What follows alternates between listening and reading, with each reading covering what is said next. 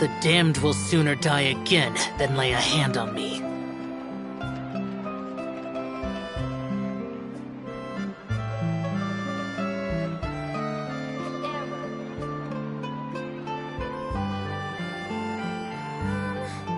Can we play banker next time?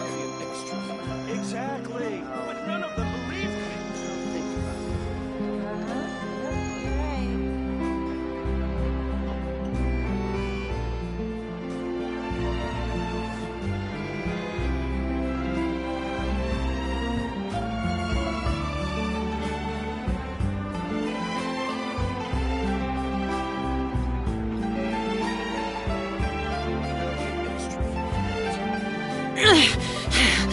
Exactly. But none of them believed me. Those memories.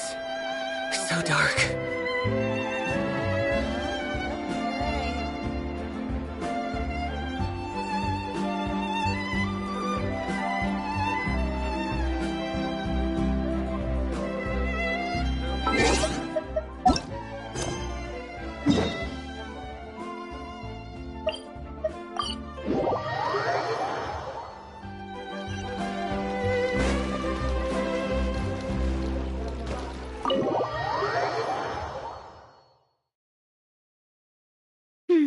I came here several times with my father when I was little, but stopped eating here as often after growing up. I hope the food here will be to your taste. Oh, don't worry. We haven't eaten at a hotel like this in a while. Paimon's getting excited already. In that case, I'll go order for us first. Please wait here a moment.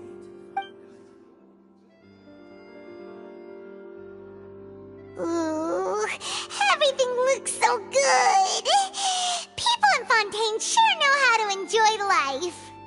Why, of course. Go ahead, try whatever you like. If the food's good, I'll make a group reservation for the rest of Spina di Rosula next time. And if it's not? Well, then I'll still bring everyone. Albeit with only one dish per table. You, sure have your own way of doing things. Oh, we called this a farewell meal, but we could also treat it like a victory feast, right? We did just win that case after all. Oh, true. Very true. In that case, boss, we'll have another 2 dishes. Huh? Paimon didn't mean that you had to order even more food.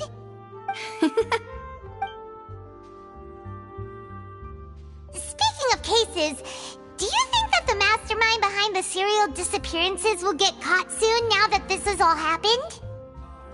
Well, we've certainly taken a big step forward, but I feel that's about it. We know that there's an organization that means to dissolve these young women, but we still don't know what they are really after.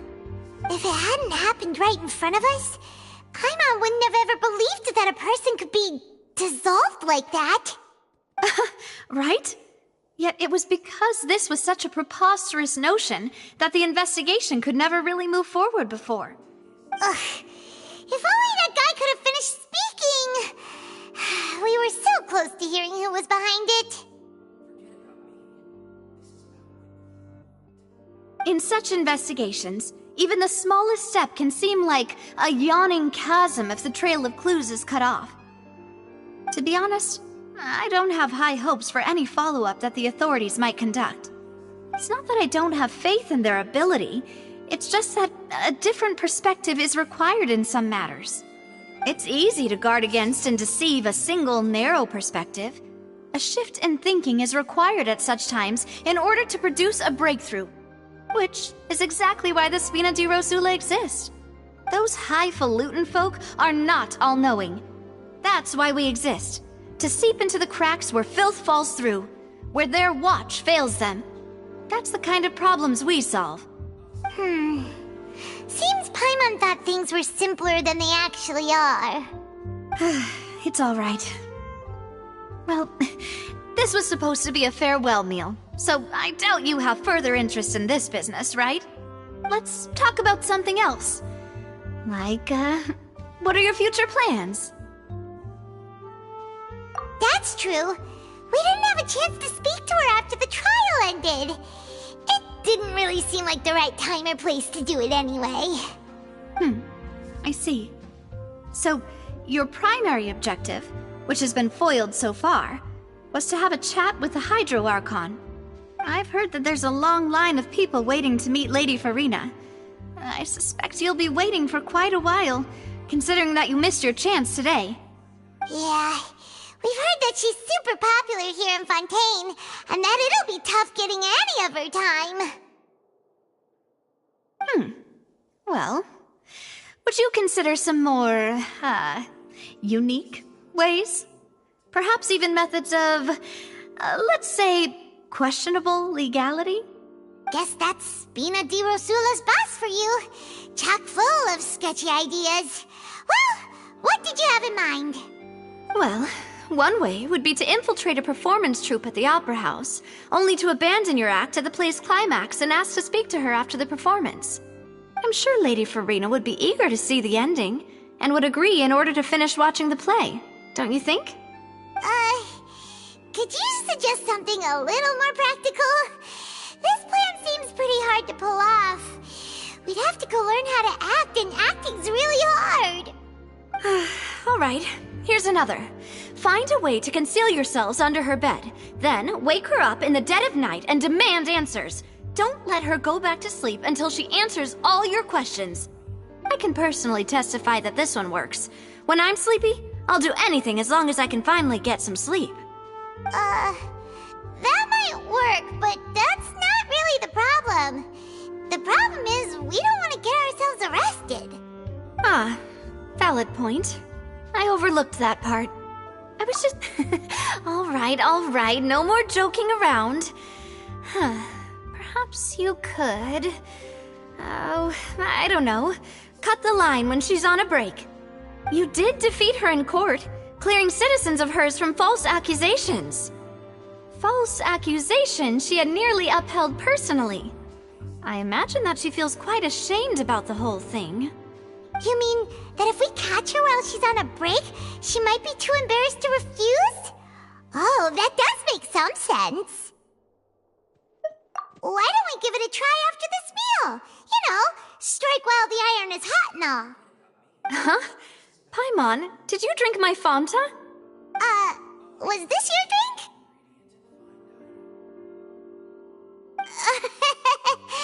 Sorry about that. Paimon wasn't really paying attention and the cup was right next to Paimon. Would you like to order another? No, it's fine. We're just about done here. Alright. Honestly, Paimon wouldn't recommend Fanta anyway. It tastes kind of salty and icky. Is that so? Huh. Well, in that case, we'll have to blacklist the Fanta here then. If we're all finished eating, then I'll go pay. Yeah, we're stuffed. Thanks for the treat, Navia.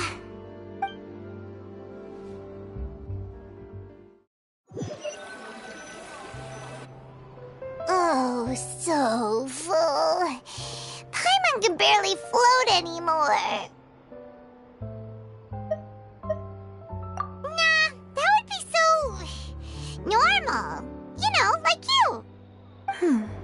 Okay. As for expenses this month, we're left with... Hey, Navia! What are you doing over there? Oh, nothing. It was just a meal, you know? Nothing the Spina di Rosula can't cover.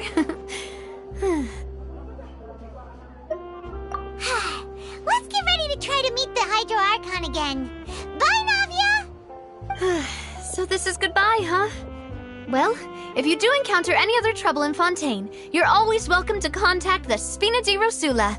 I'll give your request the highest priority. In any case, I wish you smooth sailing. I'll see you again, partner. See ya!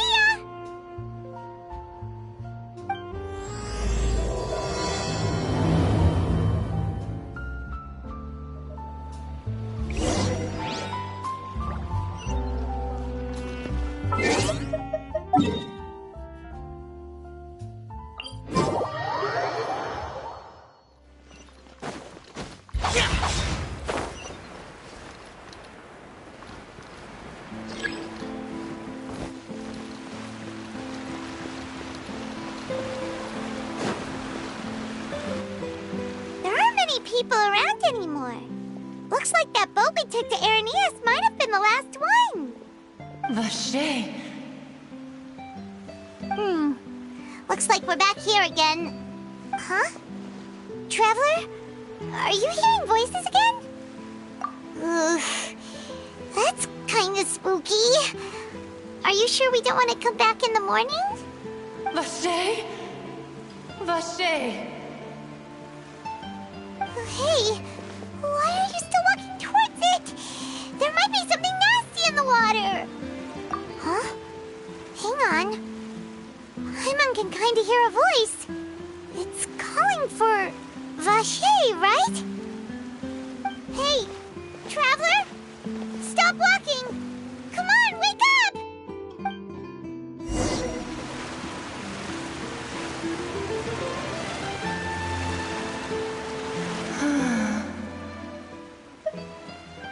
Vache, are you my dear Vache? No, wait. You seem to be someone else. Do you know Vache? Do you know where my love is? Wait. Who am I? I'm very sorry. I fear I do not know. My memories feel like they have been washed away like a flood. So many fragments dissolved amidst the tide, never to be recovered. How much have I lost? How many things that I once held dear while on land have I since forgotten? Yes, that is what I was once. But now, I am but the consciousness of one who is lost, therefore. I do not know how I came to be like this either. I only vaguely remember being covered in light blue water, and then all grew dim. I also remember going to many places. I loved adventure, loved exploring places of peril. No matter where I went, Vache would go with me. I knew how dearly he loved me, and I also loved him equally as much. But now, we can no longer go back. The pain of such parting, I never knew how heavy it could be. No, our reunion no longer has any meaning. There is no way for us to create any new memories. The thought of me gives him no succor, so let it lie forgotten beneath the waters. If you meet Vache, tell him not to look for me. Tell him to move on. That is the only thing I still remember. Perhaps that is so. As I was submerged in the waters, losing consciousness, I saw Vache above the surface. His eyes were filled with such sorrow, such longing. If only I could have comforted him, told him that I did not suffer. Indeed, I had felt a great warmth. Is that what you call it?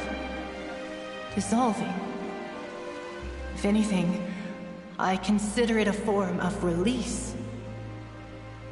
It was a state of neither fear nor frenzy, with only an endless peace, like the water's still surface. I could also liken it to being a thirsty person who drinks water for the first time, and only then sees how they have lived for so long in a world of endless want and anxiety. I think I hear your companion. It's time for you to go, I think. Farewell, then. I am glad that you were able to sense my presence. Remember, if you see Vache, tell him not to seek me out any longer.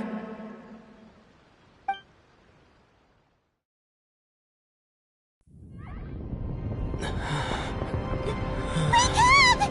Come on, hurry! Navi is outnumbered!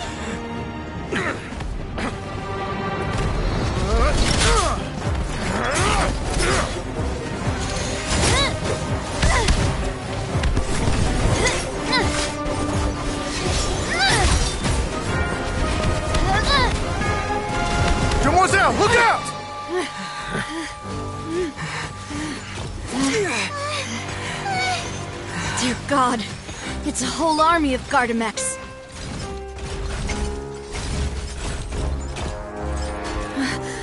Clorand?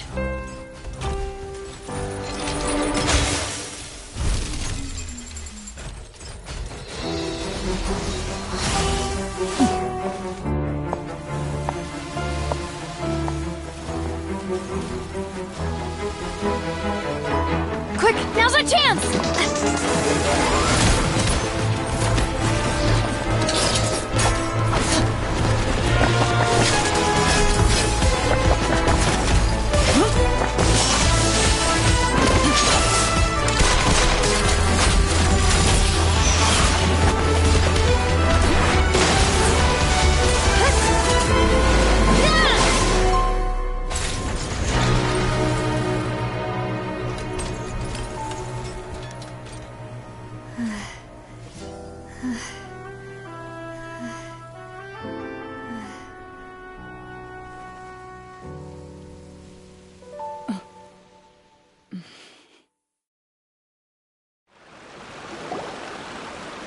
I should thank you for lending us your sword there, Clorand. But before I do so, could you explain how you managed to show up here? I followed you. It seemed to me that danger has followed you more closely as of late. I believe that following someone without their knowledge is actually called stalking, is it not? Mr. Callus's last wish was for me to ensure your safety, and I will not betray his trust. He would do the same, were he alive today. Do not speak of my father! Sorry, demoiselle. I was not strong enough. Thank you for your aid, Miss Clorand, but do keep an eye out for your manner of speech. I believe we all wish to avoid unnecessary emotional harm. Sorry, I did not consider your feelings. Whatever. What else do you know? How did you come to the conclusion that I'd be in grave danger? I doubt I know much more than you, but I believe that the mastermind behind the serial disappearances is very powerful. Your performance tonight will almost certainly attract their attention. I'm sure they've known about me. To be honest, I'm shocked it's taken them this long to act against me. And what about these Gardamex? I thought only those associated with the Maison Gardiennage could control them. None of these mecha have serial numbers. I was sure to check a moment ago. They are not the ones used by the authorities to enforce the law. I can only conclude that some powerful or wealthy party must have obtained them via illegal means, deploying them as a private force of sorts. What? Your point being that they're out of Spina di Rosula's league, then? Yes. Be careful, and do not act rashly. I will continue investigating no matter what. We will bring the truth to light. That's my father's true last wish. Regardless, thank you for your help today, Clorand. But if you get any ideas, tell me first. I don't much appreciate being followed. I do not think that they'll strike again anytime soon. So I shall stop following you. Good day, all.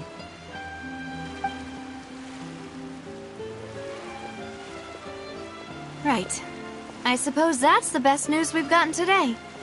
Demoiselle, I believe that Miss Clorand was being sincere with you. If we tried, we could attempt to thaw relations a little. I know, she's... Oh, thank goodness! Paimon thought we were done for! Those Gardamex came out of nowhere while you were unconscious, and Nadia and her gang saved us!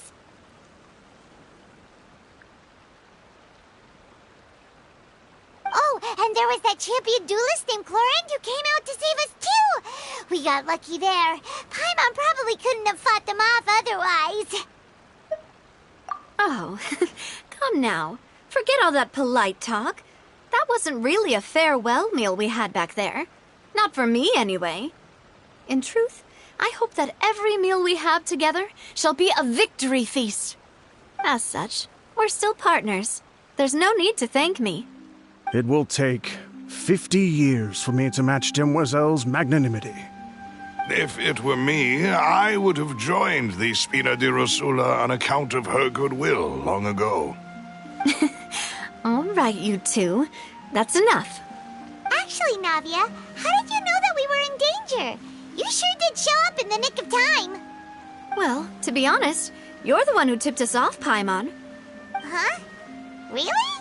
Paimon contributed somehow? Ooh, Paimon's even more amazing than she thought! Yes, all thanks to you grabbing my drink by mistake. How did that help? After we parted ways, I was on the way back to one of our bases when I suddenly thought of what you said. That the fontain tasted kind of salty and icky. Fanta only comes in sweet flavors, so how could it have tasted salty? The color of the drink, if I recall, had also been a bit off. So the Fanta had been spiked with water from the primordial sea? Yes. So, if you hadn't drunk that cup for me... Spina di Rosula is preparing the grandest of awards for you as we speak for saving the boss. Huh? Really? I sent people to Hotel de Boer to investigate, but whoever did this left no trace at all. That's when I figured out that you might be in danger, and hurried here as quickly as I could. But why would they go after us too? All we did was defend Linny in court and help clear his name. Ugh, now we're caught up in this mess too, aren't we? Well, you did foil a plan that they were probably pretty proud of, and almost got their name in the process. Speaking of which, did anything strange happen when you drank the primordial seawater? Well, it can't be a coincidence that the traveler fainted just now. He said that he heard that voice calling for Vache again. Oh, and this time Paimon heard it too, but it was real faint. Does this situation have to do with the primordial seawater then? Does that mean the primordial seawater raises someone's sensitivity to hydro when it's used on people who are not from Fontaine? That doesn't sound like too much of a bad thing, to be honest. New intel? While you were out cold? Well, let's hear it, shall we?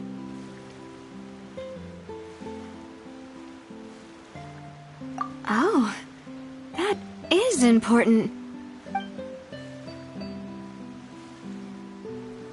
Vache. That name doesn't ring a bell. I suppose he hasn't stepped forward as a witness in court lately. Since he saw that young woman dissolve, he was at least at the crime scene. But he never gave testimony or any information regarding people dissolving in the primordial seawater. Could he have been threatened? Yes, thank you. This is very important information indeed. We will continue to investigate. Oh, you mean you'll help us investigate? Well, you did say that our farewell meal didn't really count. That means we're still partners, right? And besides, we're in this now whether we like it or not. You're not gonna let those people who targeted us get off the hook so easily, are you, Traveler? Demoiselle, do try not to look quite so pleased. You are the face of Spina di Rosula, after all. You talk too much. Well, in that case, let's head back to one of our bases, shall we? I'll arrange accommodations for you. We also have some plans to go over, and hopefully we can deepen our bonds as partners. But we'll take that one step at a time, I guess. Don't worry, you two. With us around, our base is definitely secure.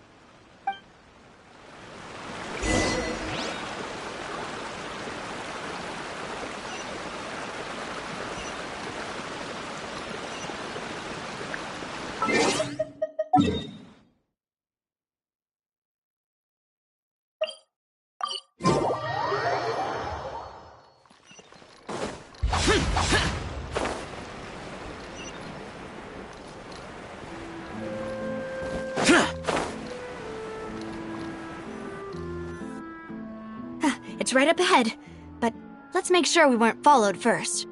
I've been keeping watch, Demoiselle. I haven't spotted anyone suspicious thus far. Very good. But let's not let our guard down for now. I shall find rooms for our respected guests. Thank you, Malus. Now, let's continue, traveler.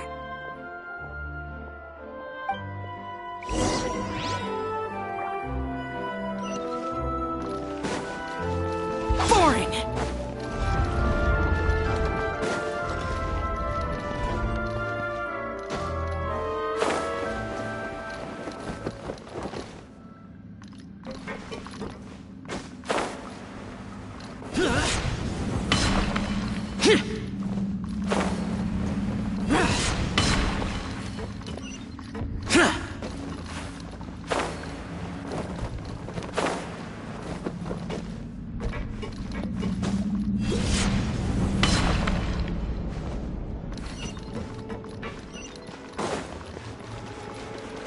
Useless!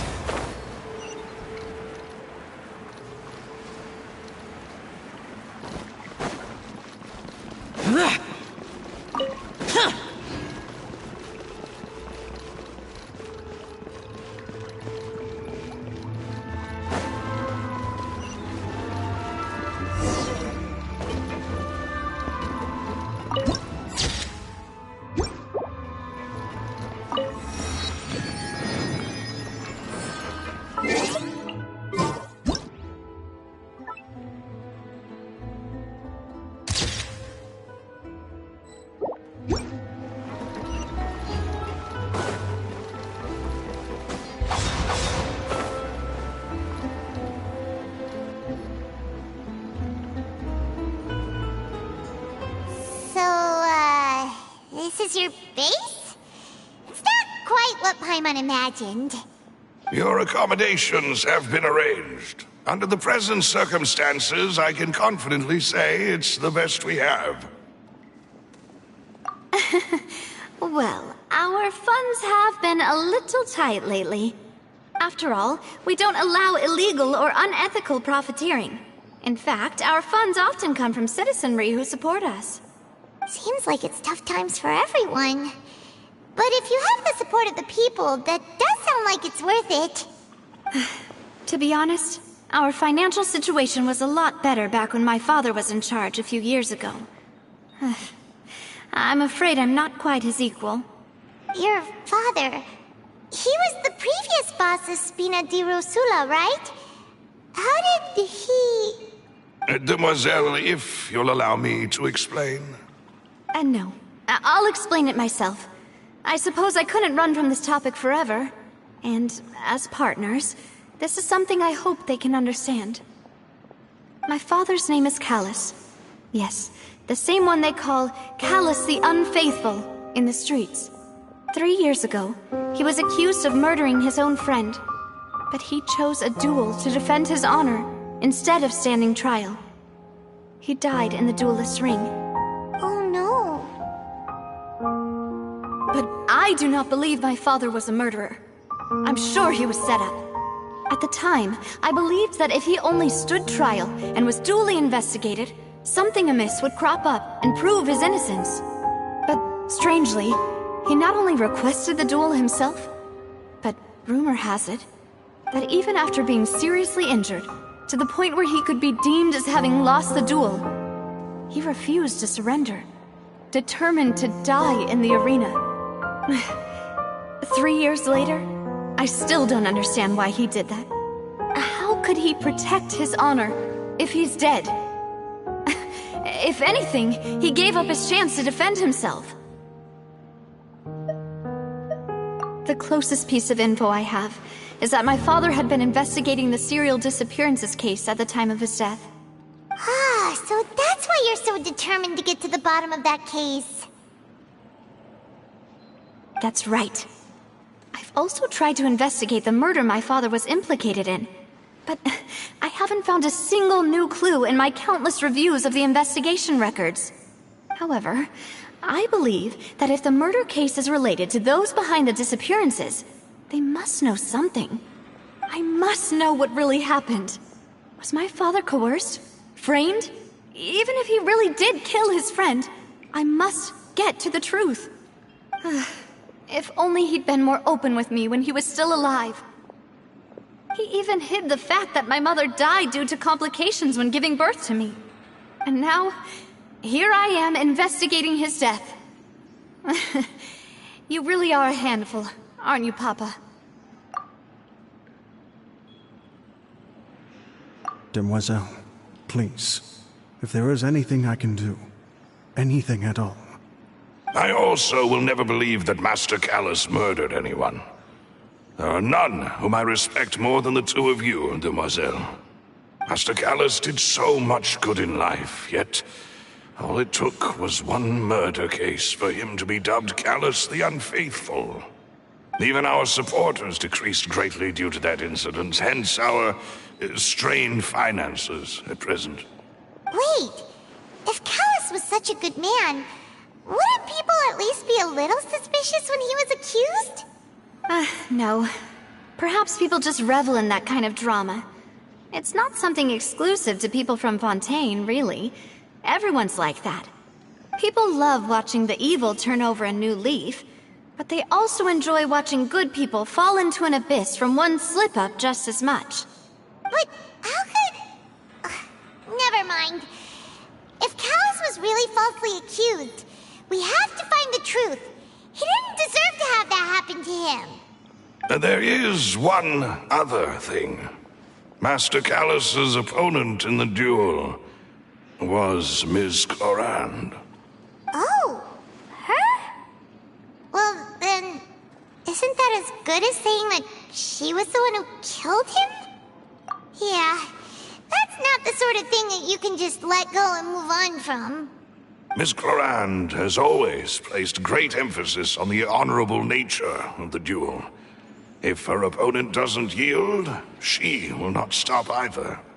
She knew Master Callus beforehand and greatly respected him, but seeing how he was resolute in the arena, there was only ever one choice she could have made. It's not that I don't understand her at all, but I just can't deal with this yet. Don't worry, Navia. Paimon knows how you feel. You don't have to force yourself to do that. Afterward, Miss Clorand told us that at the start of the duel, Master Callus requested that she ensure Demoiselle Navia's safety. Yes, that is our understanding as well. Oh, Papa. What madness drove you to ask the person who killed you to take care of me? All right, anyway, that's the information I wanted to share with you. Even if it did sound like I was just complaining towards the end. Thanks.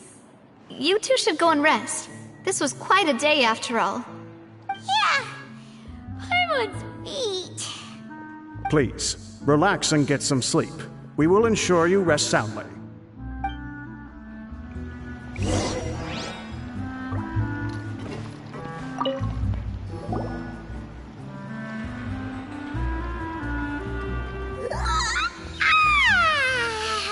Paimon slept so well. This place feels almost too safe. Huh? Navia? Where did the other two go? I sent them back to Poisson. It's Spina de Rosula's place of origin, and where we have our headquarters. There's not much for them to do here at the moment. Paimon gets the feeling that you're just trying to get them off your back. But never mind that. When did you get back? Were you waiting here the whole time? No, I just returned after going out for a while. I did some investigating yesterday regarding the name Vacher. Wait, so you didn't sleep at all? How could I after having such critical new evidence appear? Guess Paimon wasn't speaking for everyone just now, huh? Unfortunately, this name seems to have been wiped from existence. It doesn't seem to have a match anywhere. I suspect that those behind this have already taken steps to hinder an investigation from this angle. But that does prove that this Vacher person is a key witness in the incident. Does that mean we're too late,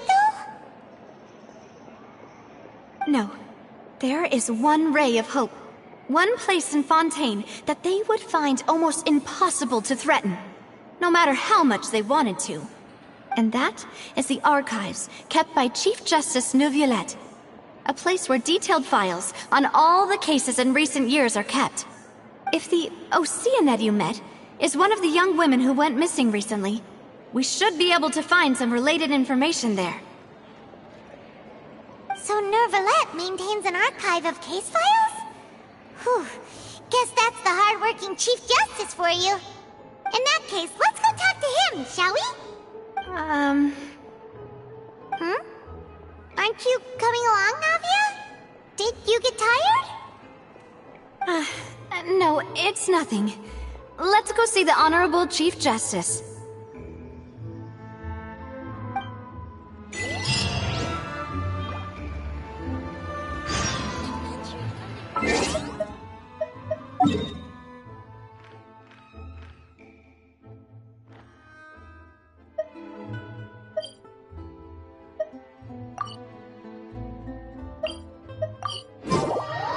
The palais is right up ahead.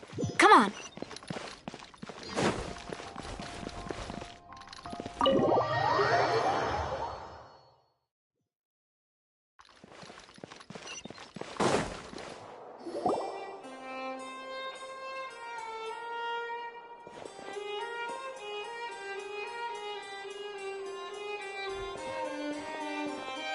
Halt!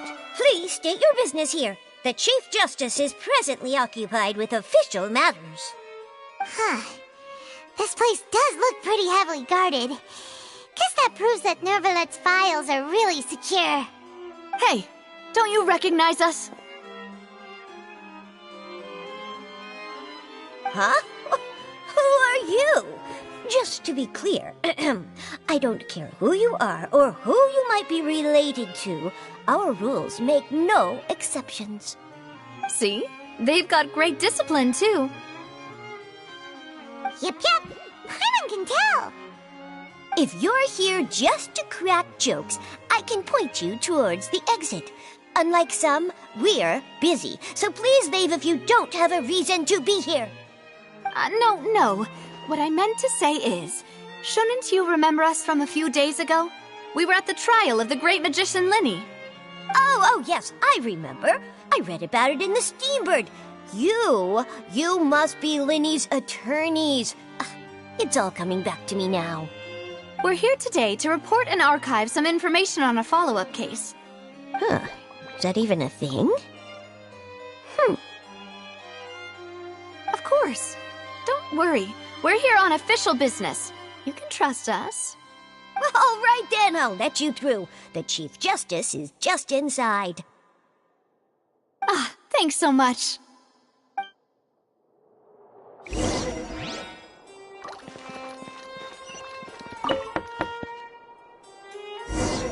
Please come in.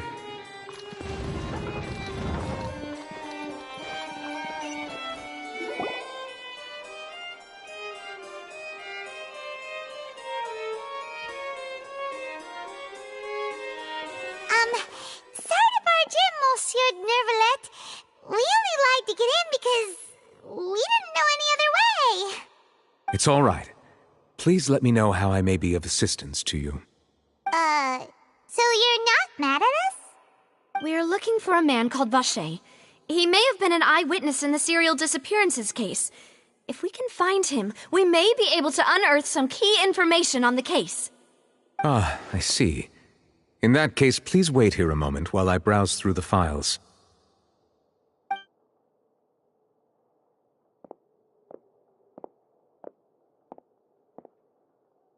Who knew that Neuvillette would be so easy to talk to?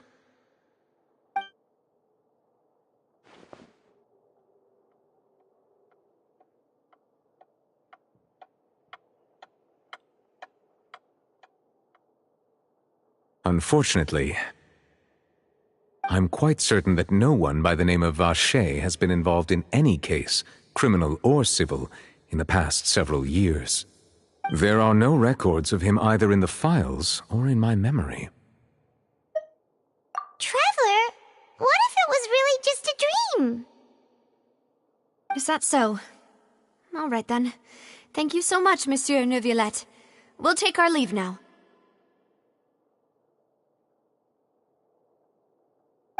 him.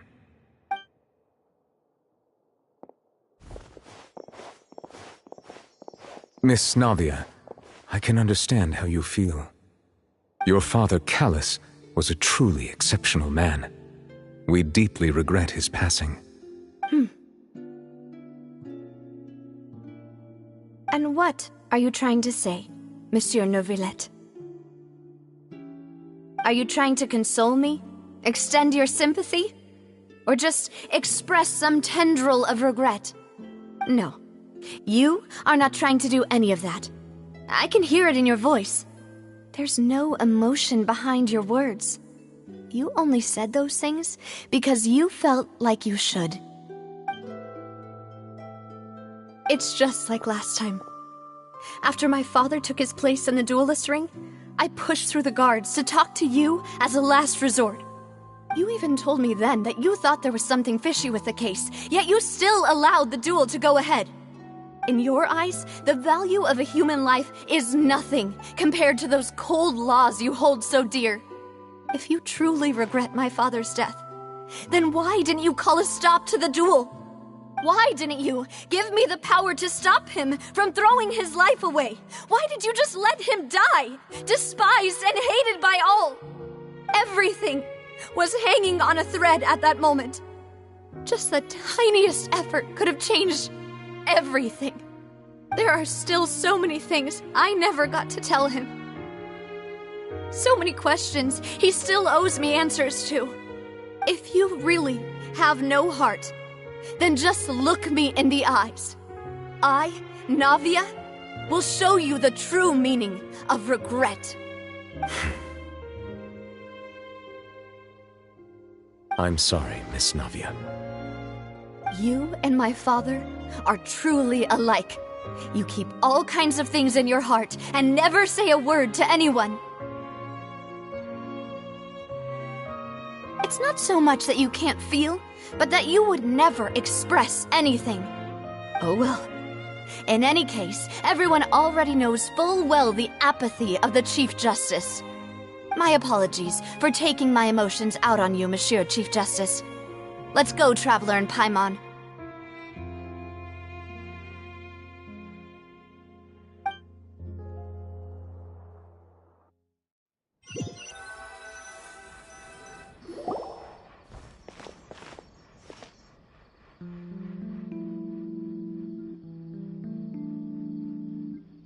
Navia, are you okay?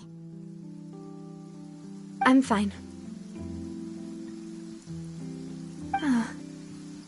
Rain. It's raining. You're right. Wasn't it still sunny when we went into the building? And there shouldn't be any active trials today. How strange. Now that I think of it, on the day my father was convicted of murder, it was also raining. What is it? Did you think of something? Yeah, he was outside. It was uncovered and the rain could fall there. Why? Do you think the rain could have affected the crime scene? That thought has occurred to us before. We've even expanded the search area to try to account for that, but didn't find anything of value. Oh? Wait. You don't mean... So you're saying that the true murderer could have been turned into water and then got washed away with the rain? Yeah, and if that's what had happened, then no one would have believed your dad, even if he explained what he saw to the authorities. I really think I found a true genius for a partner. You're completely right. How did I not connect the dots earlier? All right, let's go to Poisson. With this new lead in mind, we'll get to the bottom of my father's case for sure. Yeah, we're gonna make progress for sure this time. Do you want to go with me now? Or do you want to head over by yourself later?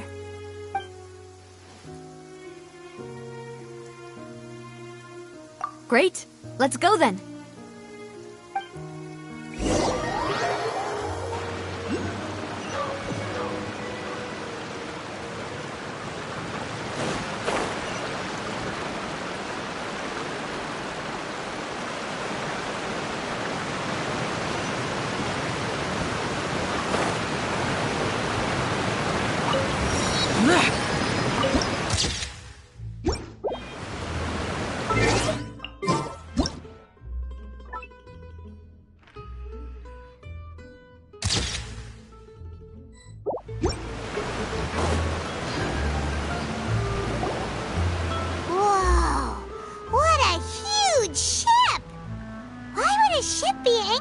place like this?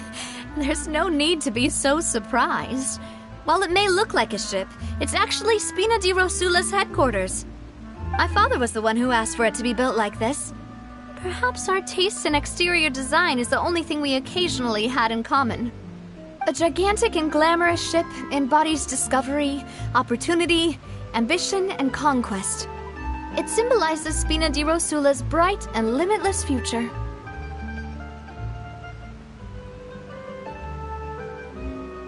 And Paimon thought you were bluffing when you said Spina di Rosula had a glorious past. Paimon was confused why a group with such a history would live in the sewers.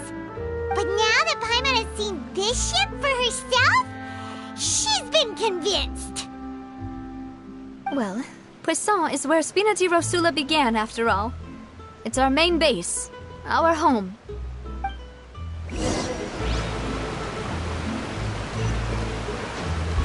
Foreign!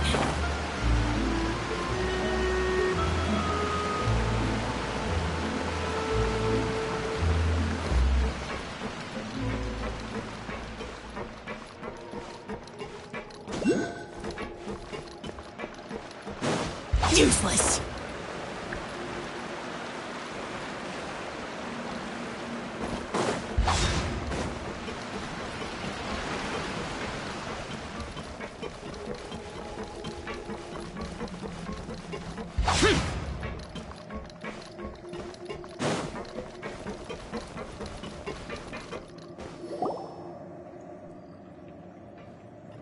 Melus, we're back! Apologies for the wait, demoiselle, and our most important partners. You said before that you still had some business at the court. What brings you back to Poisson so quickly?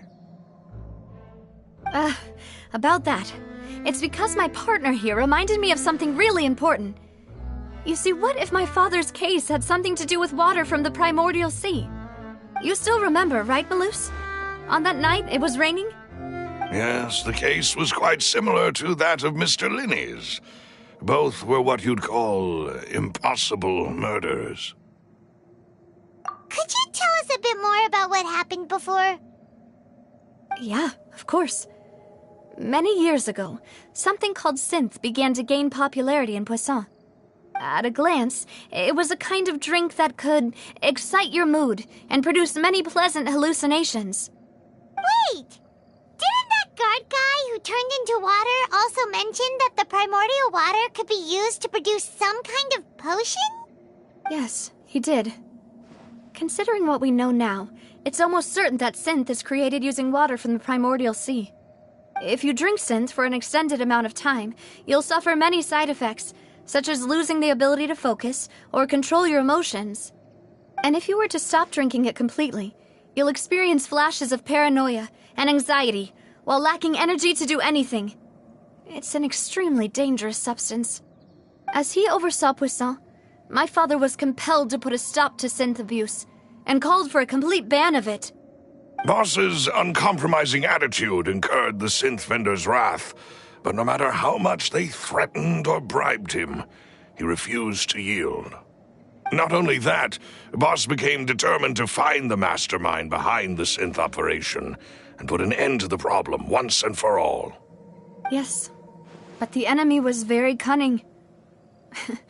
So he could never get anything out of the dealers, all of whom only sold the stuff and weren't privy to the rest of the operation.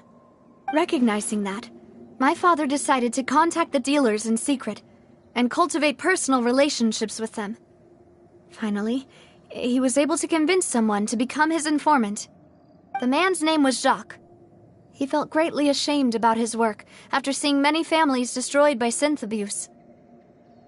That night, my father hosted a banquet at his countryside estate. He planned to meet up and exchange information with Jacques over some food. But then, we heard 2 gunshots from the courtyard.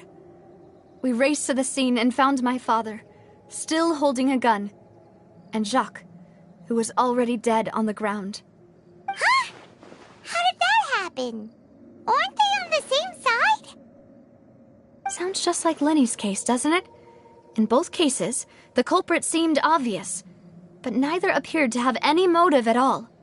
Looking back on it, though, I now believe the most important clue was something we all overlooked at the time. There were pieces of clothing left at the scene. Precisely. It's all thanks to you that I made the connection now. Back then, we all just thought they were some costumes that Jacques used to disguise himself at the banquet. But, considering it now, it's almost certain that they belong to a third person at the scene. With one extra person, we'll also need to reconsider why the 2 shots were fired. You're right.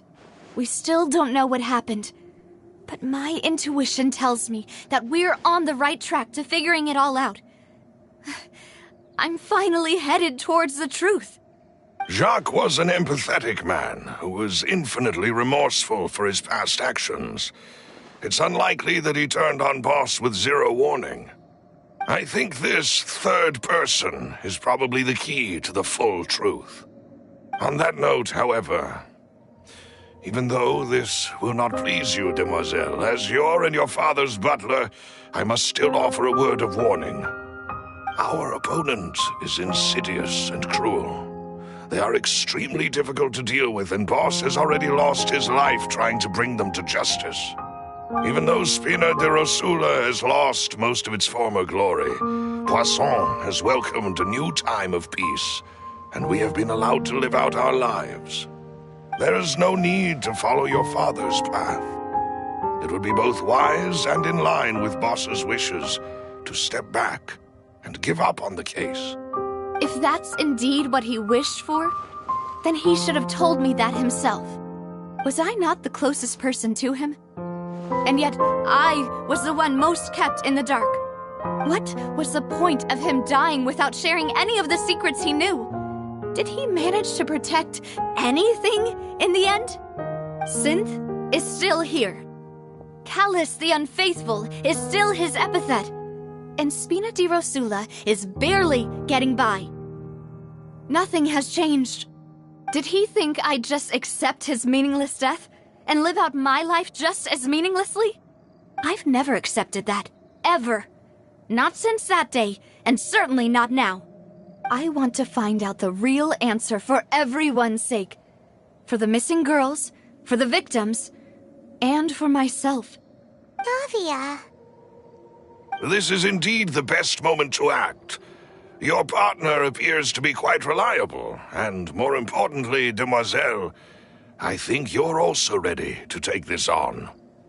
So you do know something else, Malus? Yes, I do.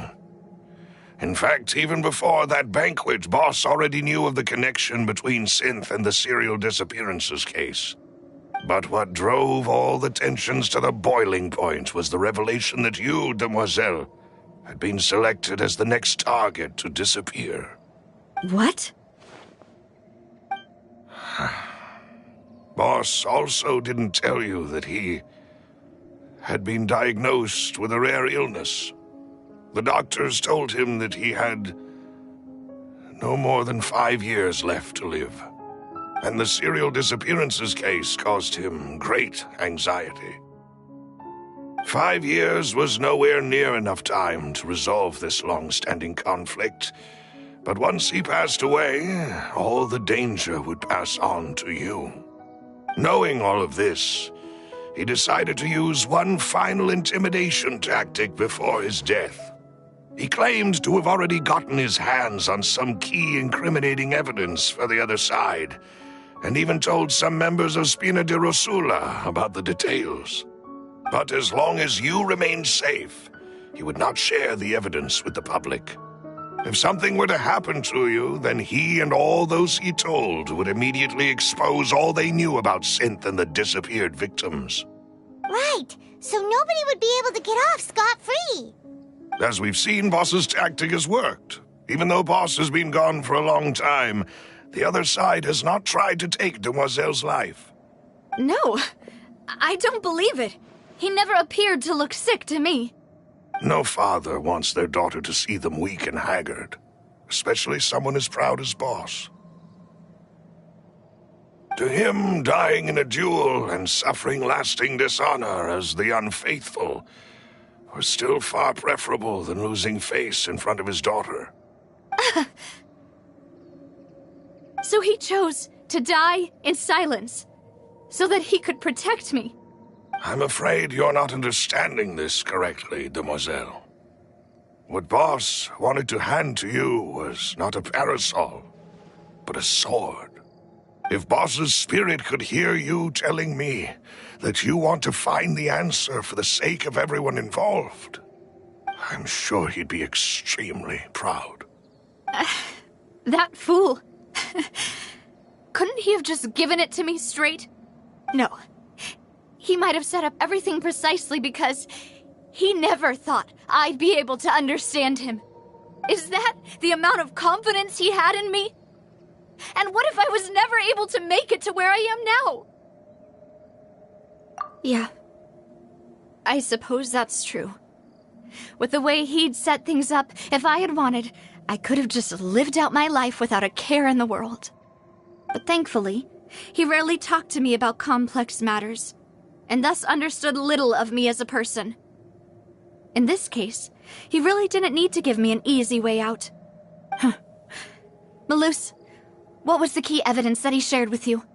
It's the location where synth is produced. Essentially, it's the enemy's headquarters. When he was threatening the enemy, Boss didn't share the specifics of the incriminating evidence he found. But if you want to use it against the enemy, you'll still have to take several things into consideration. Why? If we know where the place is, can't we just go storming in? You mustn't forget that we're fighting against a mysterious and dangerous organization that's been in operation for decades. There's no telling what might be lying in wait at their headquarters. We also have no idea what kind of evidence we may be able to find inside, nor what people we may be able to capture. But a single visit to their headquarters would be tantamount to a formal declaration of war. The worst case would be that we leave empty-handed, but also open ourselves up to full retaliation. Then, in that case, why not work with the Fontaine authorities? Well, you saw one of them dissolve during Mr. Linney's case.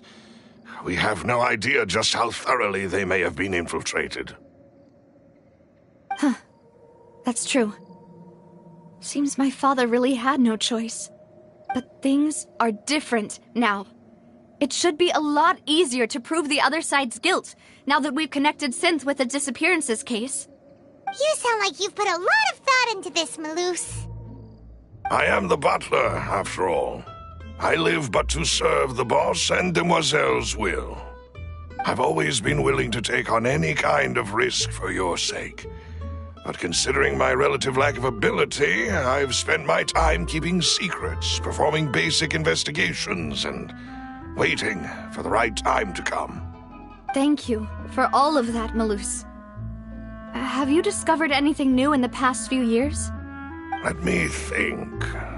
One conclusion I came to is that the enemy must be quite familiar with Spina di Rosula, or at least have an informant planted here. When I announced orders to the organization's members on Demoiselle's behalf, I used to deliberately keep a few people in the dark and observe the reactions of the synth vendors. If the vendors didn't change their plans, then the individuals informed of our orders must be innocent. If the vendors packed up and fled, however, then someone must have given them the news. After several rounds of testing and investigative tracing, I've narrowed the suspect list down to 3 people. The first is Florent, Spina di Rosula's senior advisor. Huh? Florent? Yes, surprising, isn't it? He was one of the people Boss trusted the most, which also means that he was someone who understood Boss really well. Thanks to his position within Boss's innermost circle, he always knew our upcoming plans and could thus avoid capture this whole time. There's someone else like him too. Marcel, the head of Confrérie of Cabrières. Uncle Marcel. It's a guild in Poisson. Boss helped it to grow to its current size and prominence. In the beginning, they were only reselling some daily goods, but now they're one of the richest guilds around with a lot of business connections in the city. So, they're like a sister organization of Spina di Rosula? Yes, you can say that. When we were fighting against the synth dealers, they provided us with plenty of support. It's a bit difficult to imagine someone using their own money to hunt down themselves. The final suspect is Thierry, the man responsible for coordinating information between Spina di Rosula and the guards. Although the guards mostly leave us to our own devices, there are still many activities we have to report to the local authorities. Since Thierry is always in the know about our current activities, he could theoretically always plan one step ahead. I see. These are all people who I communicate with quite regularly. To think that the enemy we've been fighting against has been right next to me all along, among those I trust the most. It's almost too hard to believe. If you want to investigate them, please take every precaution to not alert the quarry. Judging from our experience, the enemy is extremely cautious. Of course. And thank you, Malus. You've provided us with a lot of great information. You're too kind, my lady. I'm just doing my duty. And before I forget, proving Boss's innocence would also mean clearing him of blame in Jacques' death. After that incident, Jacques' wife and daughter were taken into the Spina's care. They still live in Poisson today.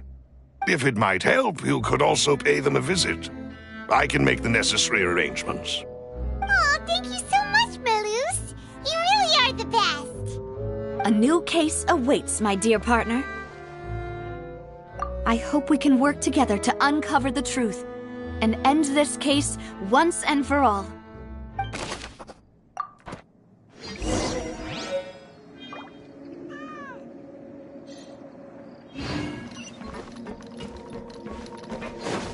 Useless.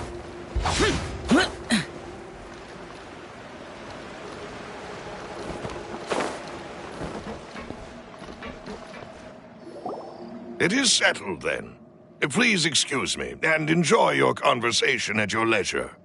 Thank you for arranging everything for us, Malus. Excuse me, miss. Do you need anything from us? Oh, Hey, Navia's all quiet. This isn't like her at all.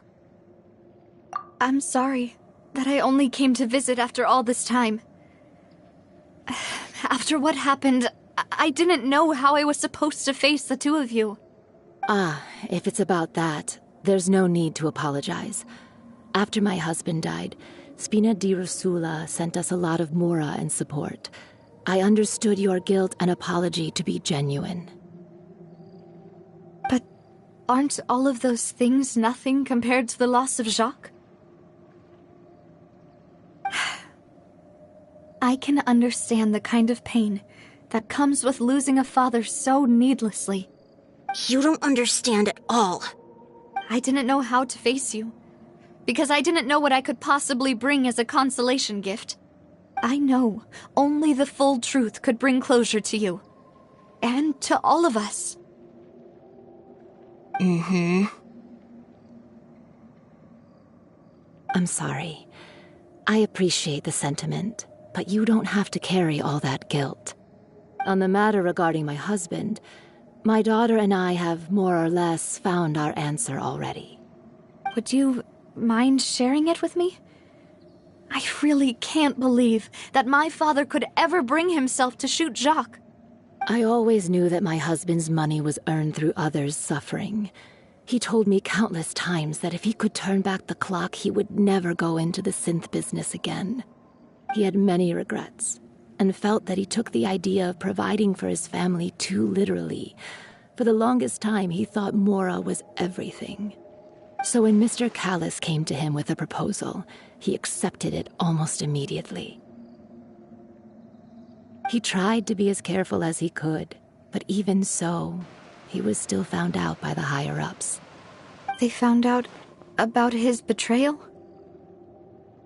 Papa didn't say that exactly, but Papa did tell me that I should never be ungrateful. Before he left that day, he told me that he had no choice. It was only later that I realized it was his final farewell to the two of us.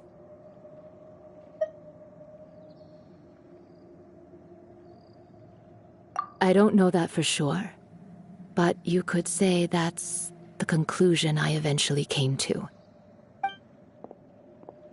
Which is why I'm the one who should feel guilty. Callus had always taken great care of us, both when he was still alive and after he passed away. Even if he fired the shot that killed my husband, it was likely in self-defense. It is impossible for me to hate him for what he had done. But Mama, why is Papa still the bad guy if he did the right thing? Papa always wanted to be a good man, so why did he have to do a bad thing in the end? Well, things aren't always as they seem. You still feel like your papa was a good man, right? Yeah, Papa was a really good man. The best in the whole world. Then you should hold on to that.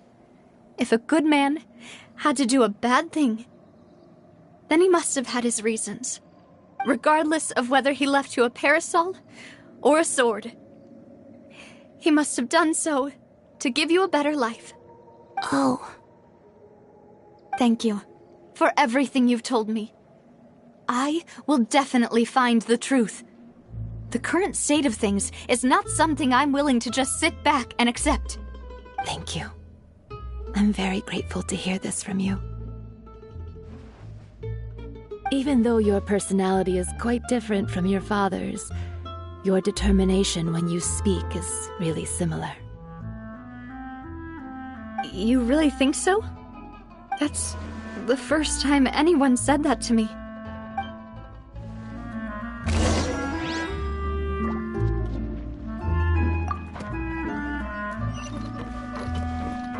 Are you okay, Navia? I'm fine. Don't worry. Let's investigate the 3 suspects next. Florent should be nearby, and we should be able to find Thierry and Uncle Marcel in the city. Greetings, boss. How may I be of assistance today? I'm sure you've heard about what happened at the Opera House. Someone got turned into water right in front of us. Yeah, I've heard. With something that dramatic, I'm sure journalists will milk it for all it's worth. And it'll be all the talk for the next several weeks. It also reminded me, on the day that the incident happened with my father, it was raining outside, and we found some clothes left at the scene. After my partner here put the dots together for me, I feel like we should try to reopen his case. Can you do me a favor and try to recall what happened that night? Let me think. Mr. Callus was feeling pretty upbeat that day. So he was drinking and bantering away with us at the table. After that, he told us that he wanted to go get some fresh air. So we let him go without thinking much of it. Who knew that we would hear 2 gunshots ring out right after? My first reaction was that Mr. Callus's life was in danger. So I grabbed my holster and made a mad dash toward the scene. But when I got there, it was already too late. Mr. Callus was standing over a dead body with a gun in his hands. All we could do was look back and forth at each other, not knowing what to say. So you also remember 2 gunshots then? Indeed. The guard said that the first shot didn't hit anyone, while the second killed Jacques. But I've never really bought that explanation. Reason being, Mr. Callus had left his gun on the table. I even made sure to confirm that before running to the scene. But according to the guards, that doesn't mean he couldn't have had other guns on his person. About the clothes left at the scene that you mentioned, do you think there was a 3rd person there who was turned into water? At least from our perspective, my father had no reason to kill. So he would also have no reason to bring an extra gun with him. The gun he was holding probably belonged to Jacques, or a 3rd person on the scene. Yeah, that makes a lot of sense. So you're saying Mr. Callus ended up with the gun because he seized it from one of the other guys? But hold on. If that's what had happened, then why didn't he share the truth with any of us? He didn't even want to face the Oratrice machine, and chose instead to prove his honor in a duel. Did he lose all faith in the courts after seeing someone dissolve right in front of his eyes? About that, Malus told me a thing or two. So, I think I can understand why he committed to the duel. I'll tell you everything, once the whole truth has been revealed. I understand. Then, I'll leave Mr. Callus's honor in your hands, boss. And if I may just say one more thing. The whole Callus the Unfaithful epithet has been a thorn in my side since the day it was invented. Many people have laughed at me for still calling him Mr. Callus, even after so many years have passed. But it was Mr. Callus's trust that allowed me to rise through the ranks of Spina di Rosula and live the life I lead today. No matter what others might say, he'll always be the man I respect the most. And he'll always be my boss. Don't worry. I will definitely find the truth. You and all our other comrades at the Spina deserve to know the truth as well.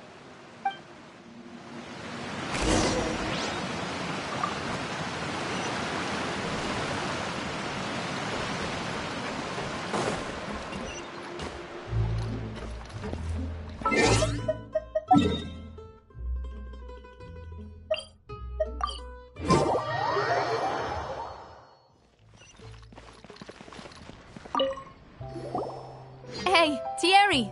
It's me! Oh, now, what brings you here, Miss Navia? I've heard that you made quite the name for yourself at the Opera House. Oh, so you've got news of that already. Oh, okay. Hey, I'm also a member of the Guards, you know. The way you make it sound, people would think I was sent off to Poisson because I had done something wrong. Are you sure there isn't a little bit of truth in that? Under normal circumstances, shouldn't you have been called back to the city already? I mean, where I work is really up to me. Let's just say I enjoy the ambiance of Poisson. Callus did a fantastic job running the town, building Spina di Rosula from the ground up and clearing many obstructions in my way.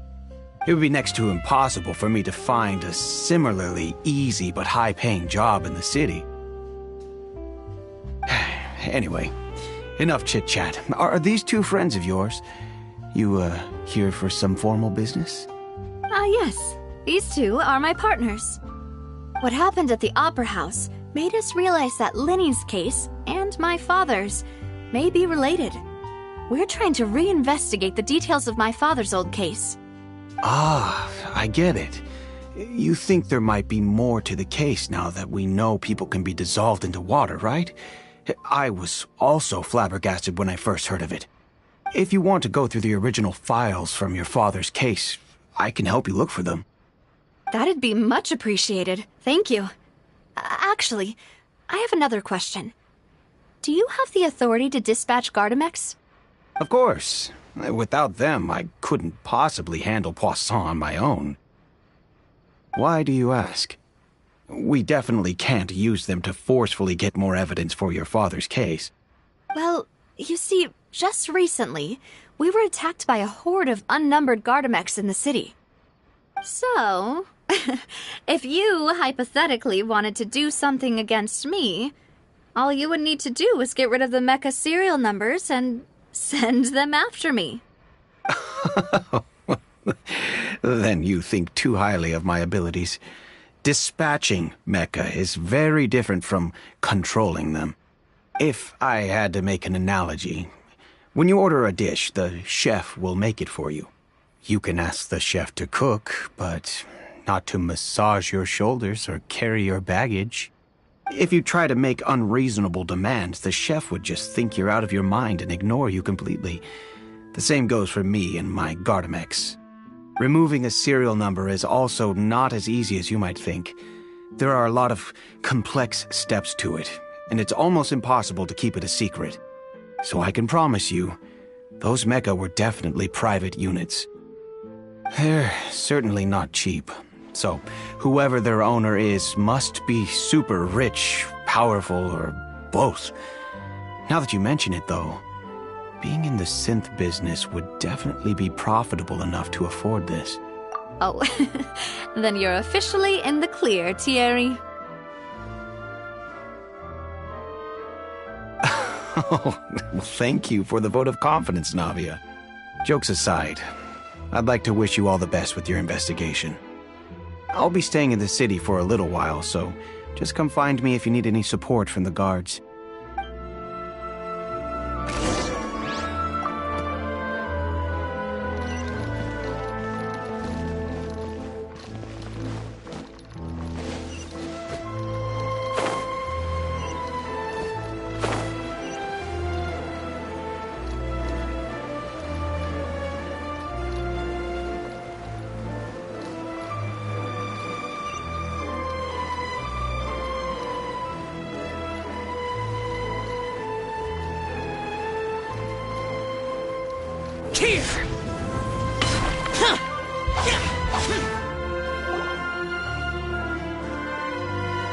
Hello. How may I help you? I'm here to see Marcel. Could you please let him know? You can just say Navia's looking for him. Sure. I will let him know right away.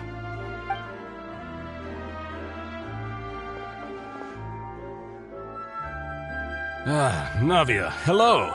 Sorry to keep you waiting. I'm not as young as I used to be, so my legs are giving out a bit. Oh, it's all right, Uncle Marcel. There's no need to stress. I just wanted to talk to you briefly about what happened in the Opera House. I'm sure you saw everything too, right? Yes, I've never seen anything so strange.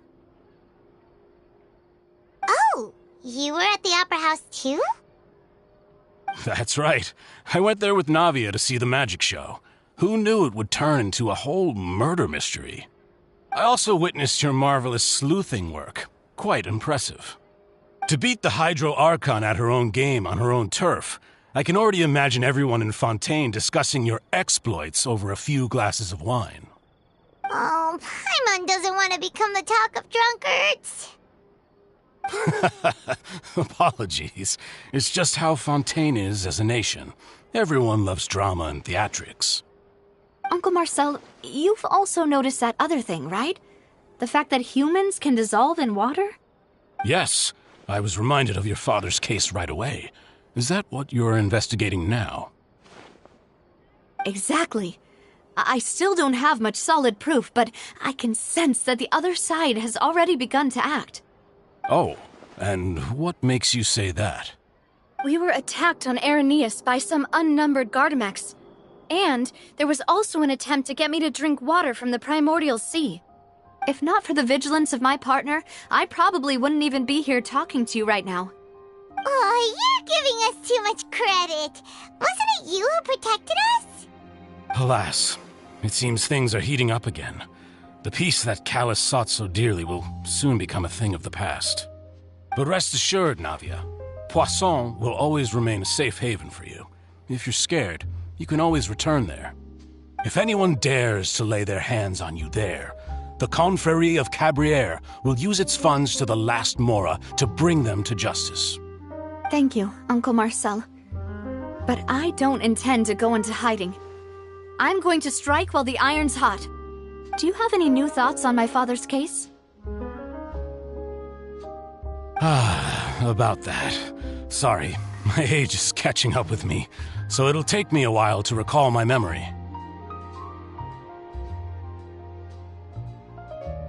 The Confrérie was responsible for that banquet, so I was out and about the whole time making sure things were running smoothly. I didn't even have the time to drink with the guests. Then I heard the sound of a gunshot, and the rest was history. Oh, it's okay. No need to push yourself. We'll ask around some more, see if there are any valuable clues elsewhere. Sounds good. Just let me know if you ever need Mora. All my wealth comes from Callus's patronage and support. I'll spend however much it takes to clear his name.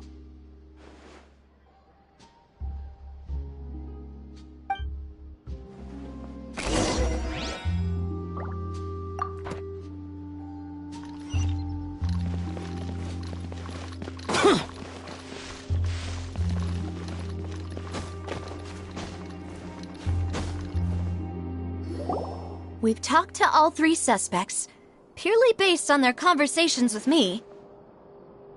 None of them sounded particularly suspicious. I suppose that's to be expected, though. If a single conversation's all that's needed to find them out, then my father wouldn't have needed to investigate the case for so many years. Anyway, even though we didn't make a breakthrough, let's still compile what we were able to find. But where should we start? Ah, you're right! Flora mentioned that Callus probably only ended up with the gun because of circumstance. That makes sense. According to Jacques' family members, he already told them that he had been discovered, and that he had no choice before he left home that day. If I had to guess, he probably received an order from the synth boss to kill my father. Had he refused, he and his family's lives would have been forfeit. So, Jacques fired the first shot?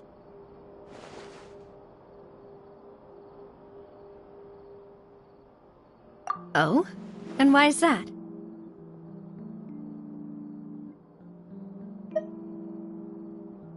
Ooh, that's a good point. Jacques probably already knew that he was just being used as a tool for murder. And once he had completed his mission, he'd be of no more use to his boss. So, what would make more sense from his perspective would be to turn his back on the order and seek protection from my father. Makes sense. But without evidence, that's still just a theory. Besides Jacques, the attack from the Gardamex has been bothering me quite a bit as well. It's obvious that our enemy has become more antsy after the secret of the primordial seawater was revealed. Do you think he knew, even then, that we'd follow this lead to the end? Given everything that's happened since, it's quite possible. But who among the 3 suspects would have the ability to control privately owned Gardamex?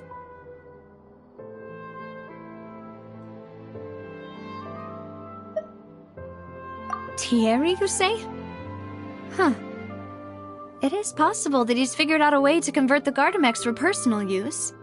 But I didn't feel like he was lying when he was talking to us about the mecha. I also don't think he'd be able to keep that kind of tampering under wraps. Yeah, had he actually tampered with the mecha, we'd be able to prove it with a simple check of the guard's inventory. If the mecha were taken from the guards, it should be pretty easy to find out when and how that happened.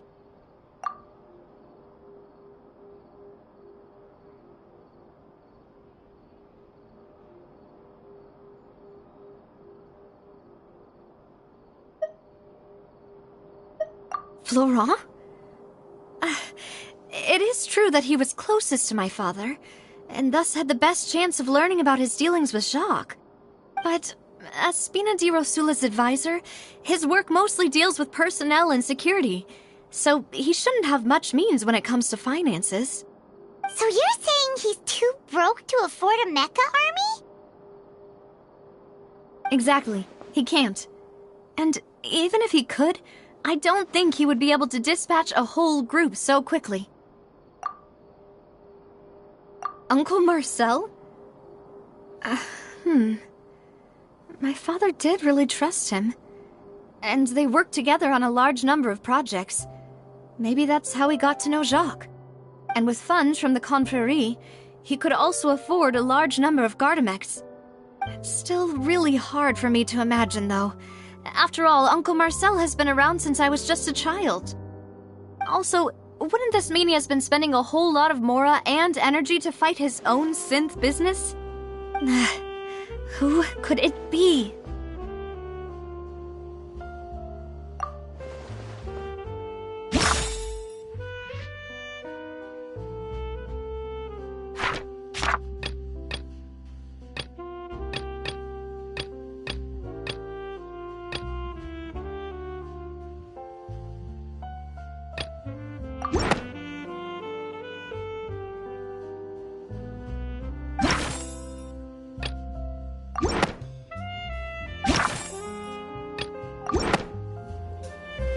You know, If you think everything through, Uncle Marcel is indeed the most suspicious of them all.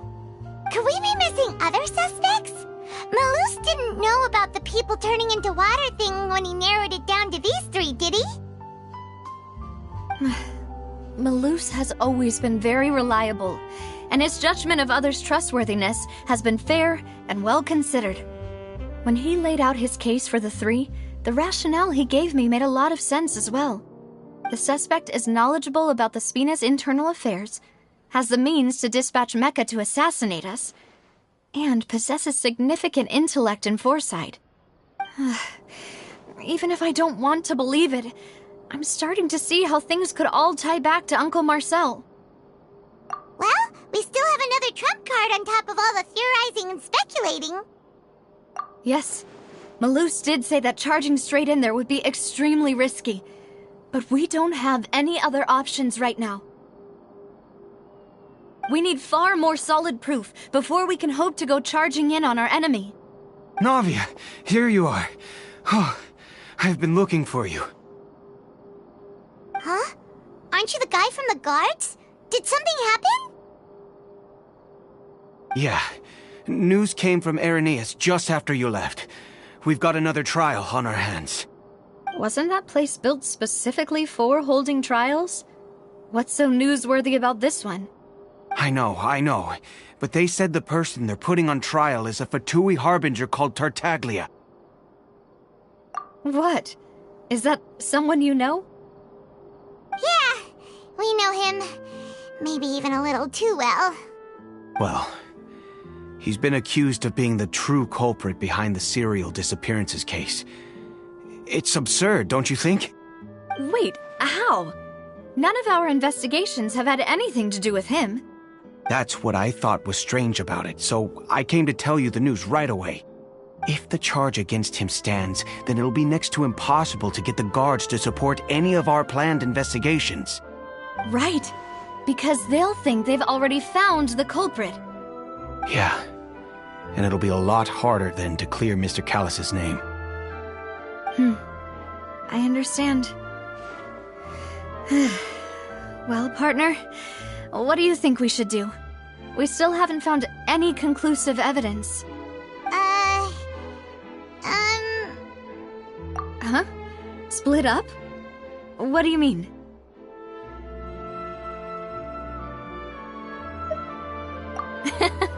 Just as expected of my partner. Since this is a trial about the serial disappearances case, the culprit's attention will be focused on Irenaeus, leaving his home base wide open. You're right. This is our best opportunity. All right then, let's do this. I'll stall them at the Opera House and charge Marcel as the true culprit. I won't have any chance of making that charge stick, though, unless we find more evidence. It'll be up to you to make it back in time and hand the decisive evidence to me. We'll help you, just like you helped us in Linny's trial. Demoiselle, please allow us to accompany you. I'm ready. Malus, Silver, when did you two get here? We heard that you'll be leaving Poisson and figured that you might require our assistance. It's our hope that your confidence will be bolstered with the two of us by your side. Thank you so much. Then, let's make haste for Irenaeus. Paimon, Traveler, I'll see you at the Opera House. See you then!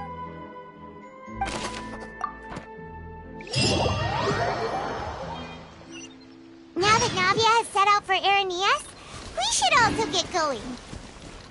The location has already been marked on the map, so let's head over. According to Malus's info, the synth production base is underwater. Let's go and try to find the entrance.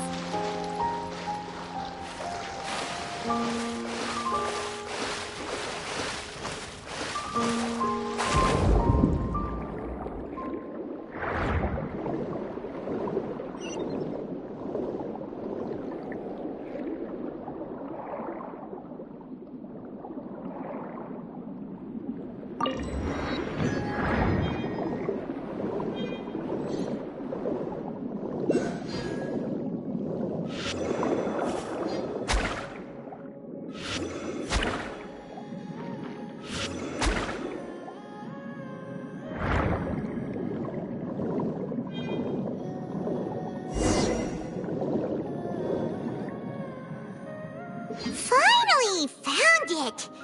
Huh. So this is the entrance that leads to the synth production base. It sure doesn't seem out of the ordinary at all. Ah, you're right. An important place like this is bound to have a ton of protective measures and mechanisms. Navia's probably arguing up a storm right now to stall for us.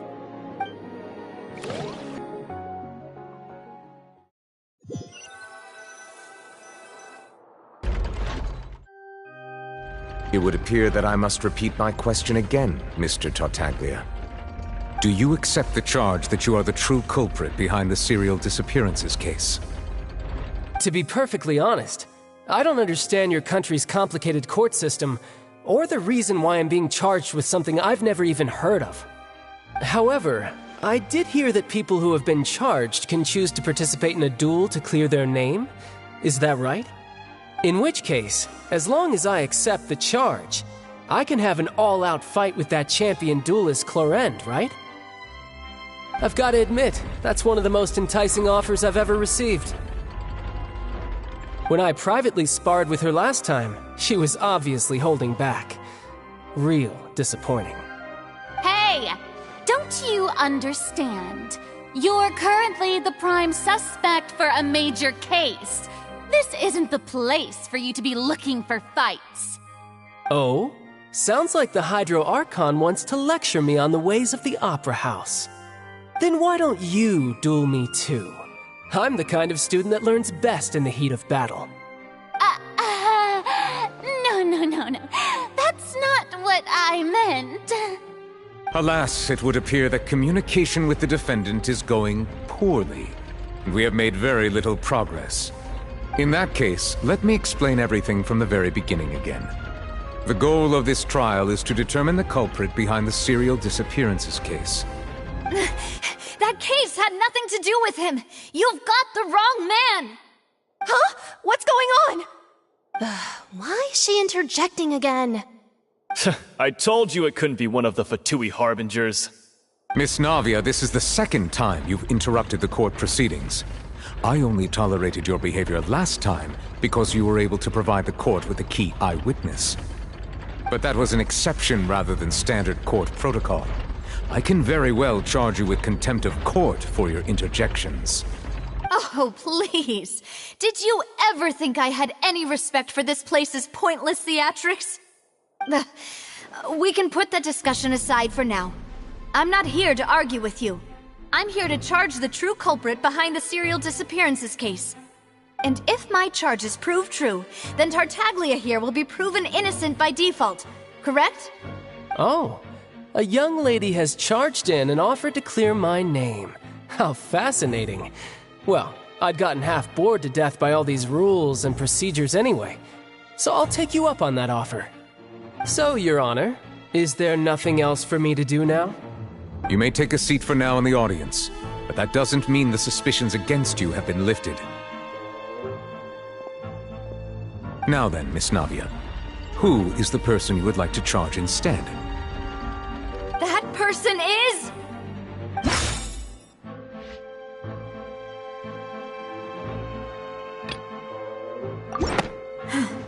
Something's not right. Let me think for a little while longer.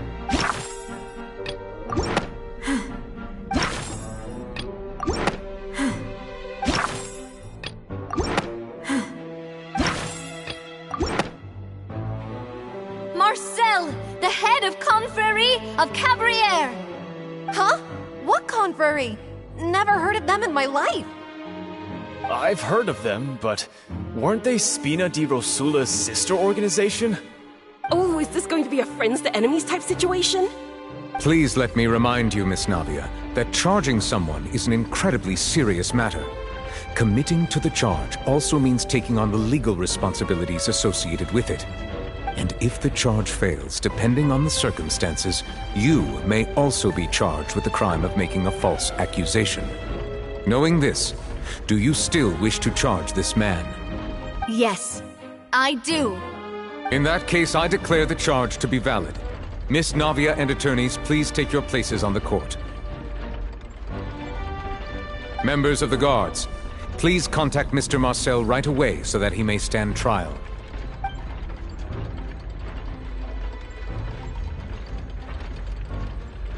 Mr. Marcel, you will not require an attorney. Is that correct? Apologies. It all just happened so quickly. I still haven't figured out what's going on. I think an attorney won't be necessary. This is probably just a misunderstanding between me and Navia. Very well. In that case, since both sides have now arrived, Miss Navia, please present your charges. I would like to take everyone back to 3 years ago, to the case of Callus the Unfaithful. Only through elucidating what really happened in that case can we connect all the dots for the serial disappearances case. Navia, do you really think that I was the one who killed your father? Come on, why would I do that? Callus was my benefactor, and remember both you and I only ran to the scene when we heard the sound of a gun. If that's enough to make me a suspect, wouldn't that make everyone at that banquet a suspect as well? I think there's no point in getting into the specifics right now. The audience doesn't even have the big picture yet. Even I'm struggling to remember some details of that case. Exactly correct, Your Honor. I must refresh everyone's memory about that case before I can explain my charge and reasoning. I see. In which case, I will recount the findings about that case as originally recorded by Maison Gardiennage.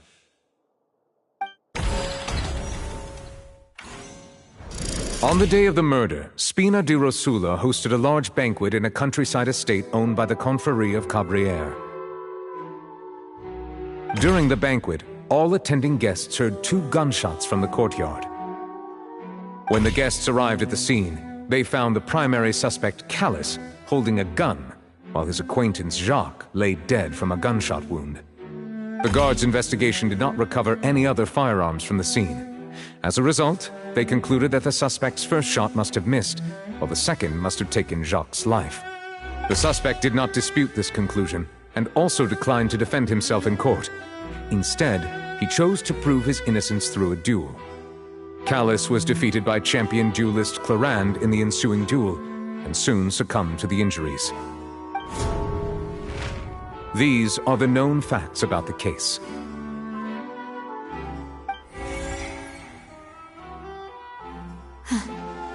The one with the motive to kill was Jacques, not my father.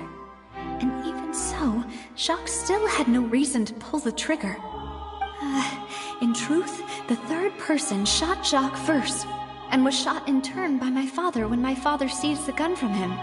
After that, the true culprit turned the third person into water, erasing all traces of him from the scene. Thank you for the summary, Your Honor. Of course, the guard's conclusion appeared quite sensible to us at the time. However, we should revisit the case now that we've gained new information about the abilities of water from the primordial sea.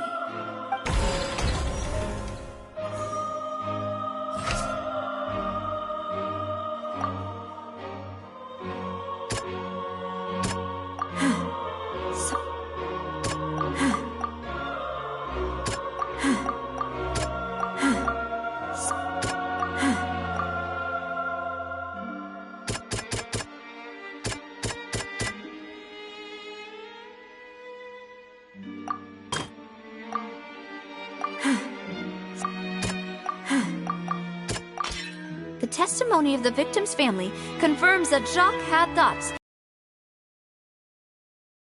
However, in the end, he reconsidered, and instead shared everything with Callus, hoping to seek the latter's protection. Unfortunately for Jacques, the true culprit had already considered this possibility, and had sent out another assassin.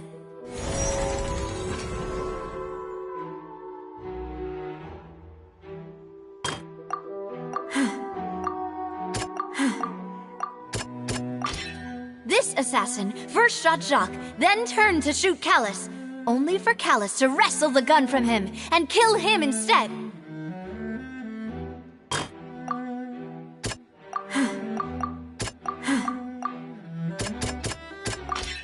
A pile of clothing was found at the scene.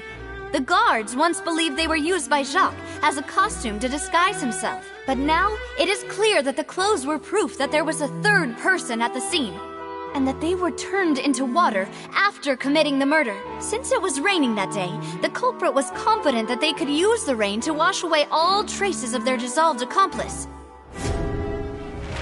Realizing this, the true culprit caused the hired assassin to dissolve into water, leading everyone to believe Callus was responsible for Jacques' murder. This is the true version of events.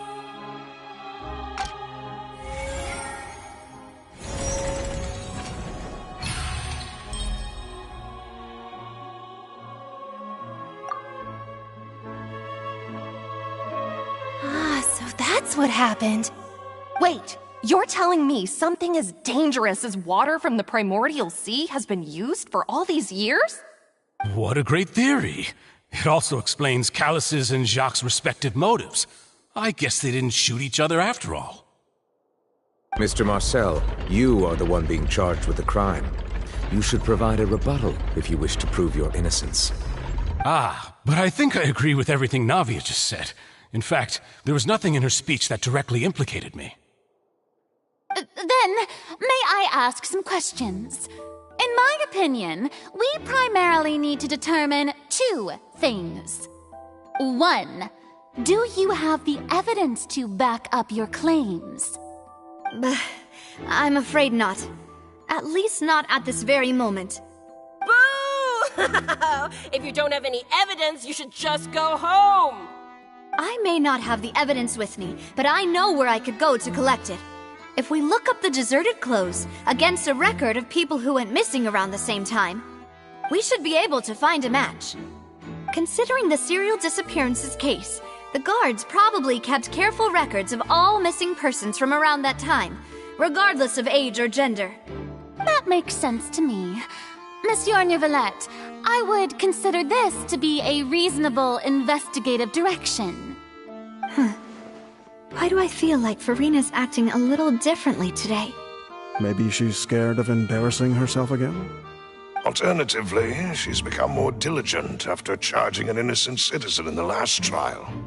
My second question has to do with the ensuing duel. If the truth is indeed as you described, then why didn't Mr. Callus explain himself in court? If he had testified that a person had been dissolved, he could have at least mounted a defense.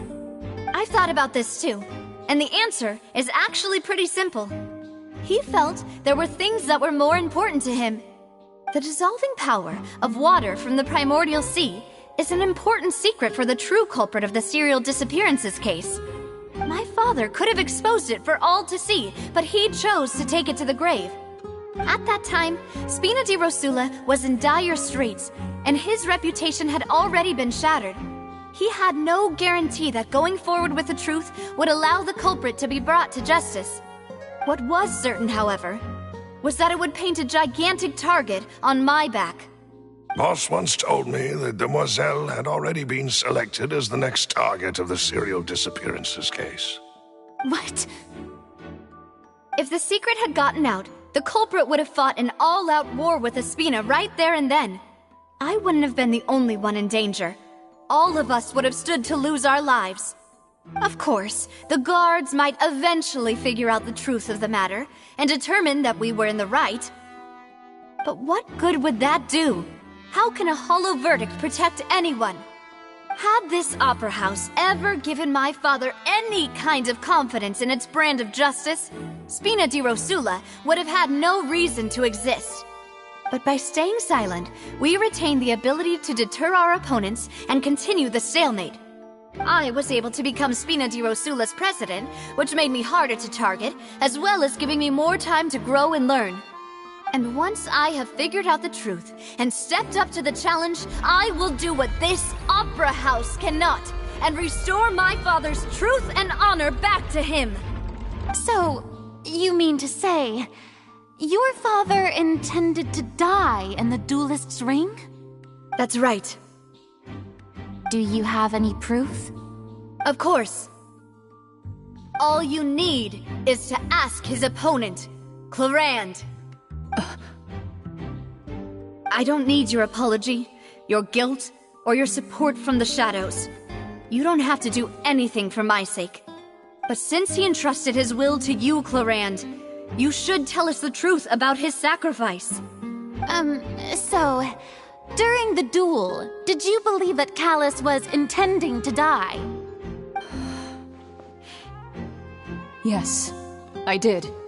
As a champion duelist, I've fought many battles and taken a countless number of dishonored lives.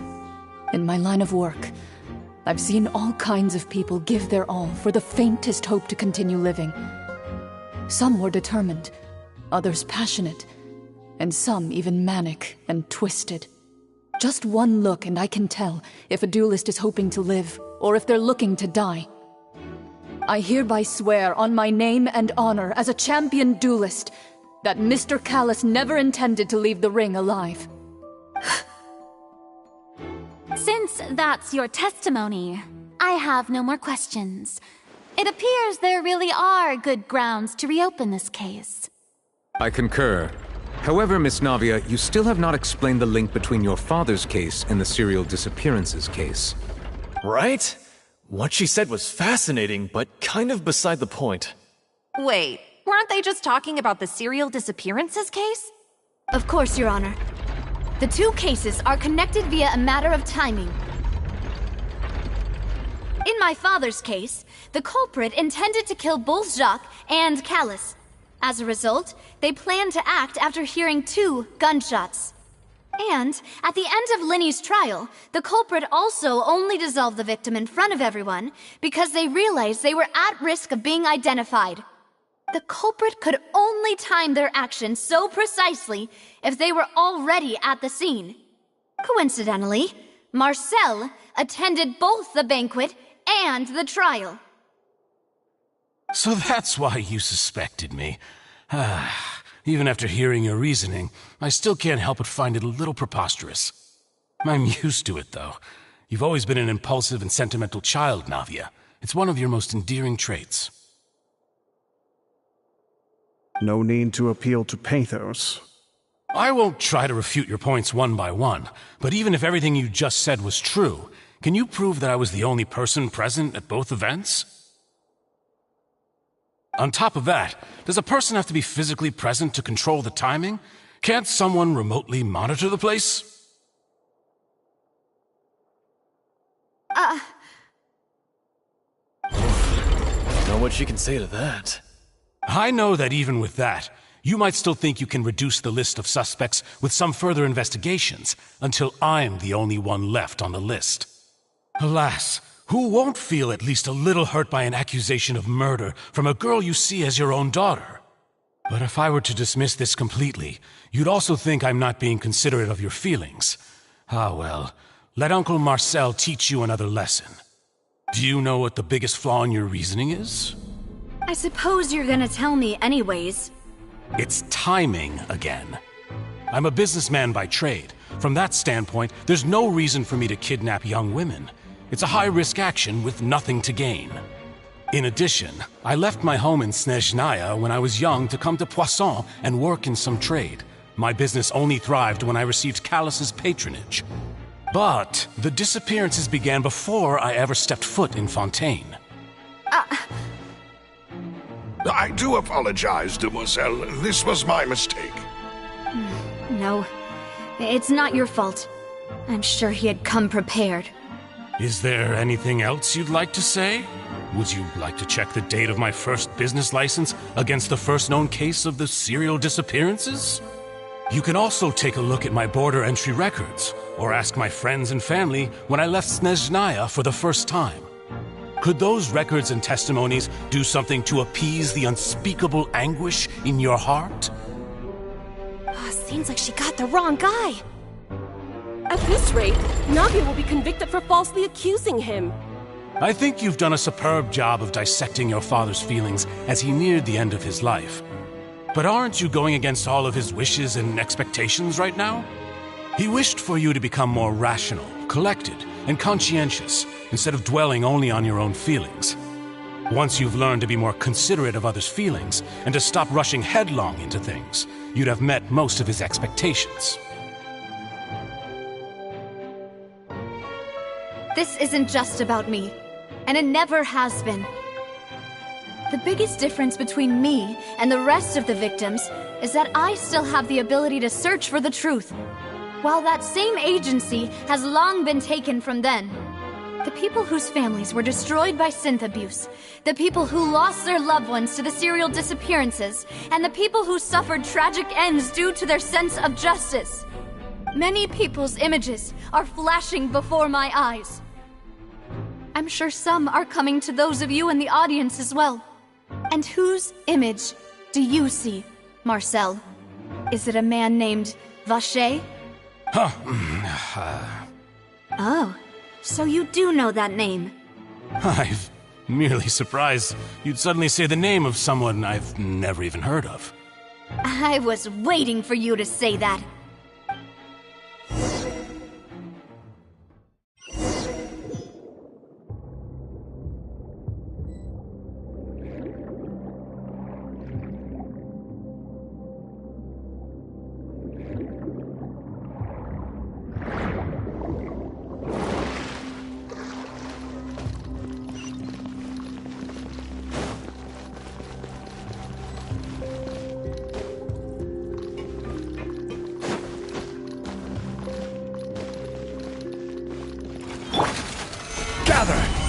There is no escape!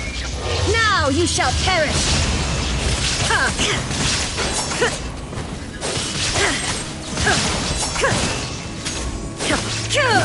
Illusion shattered!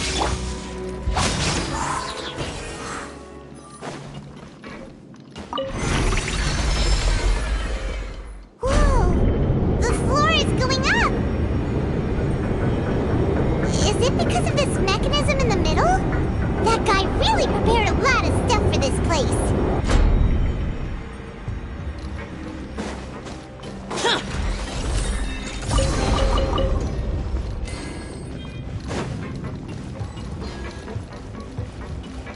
Paimon thinks we need to go up, but Paimon doesn't see a way.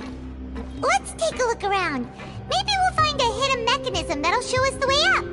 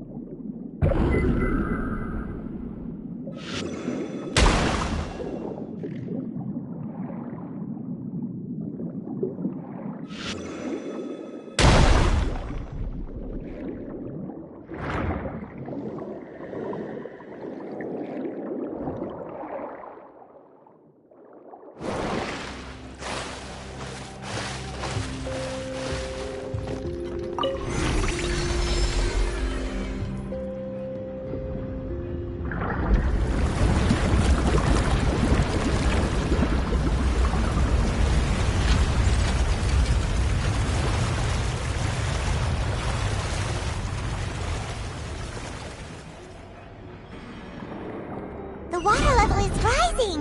Now we can swim to the top! But this is still a ways away from where we need to go.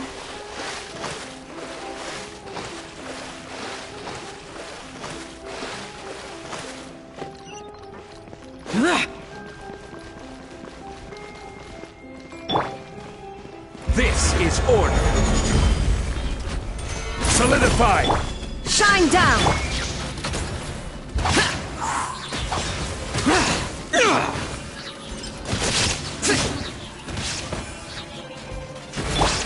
There is no escape! Allow me!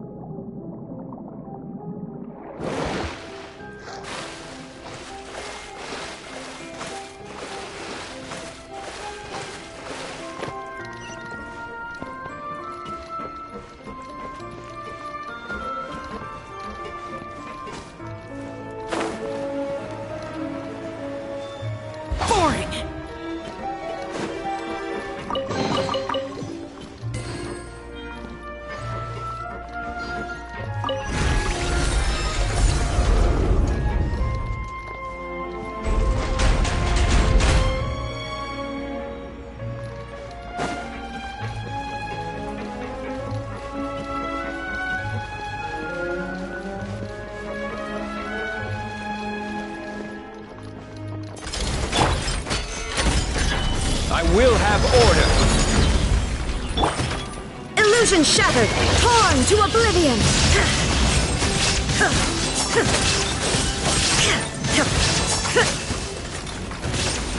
Shine down.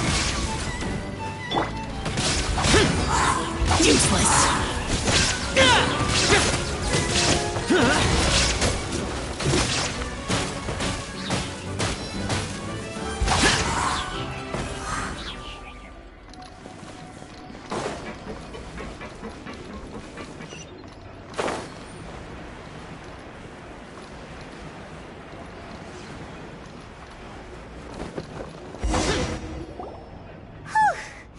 After all that, we finally made it to the innermost sanctum. Though, as expected, the mastermind isn't here. That's right. Then let's hurry up and find some evidence so we can get back to the Opera House and help Navia.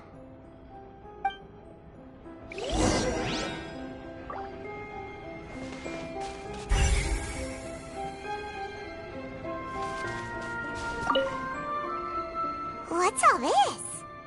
Aw, it's a bunch of really cute things! Pink accessories, a hair tie, a necklace, even a makeup box!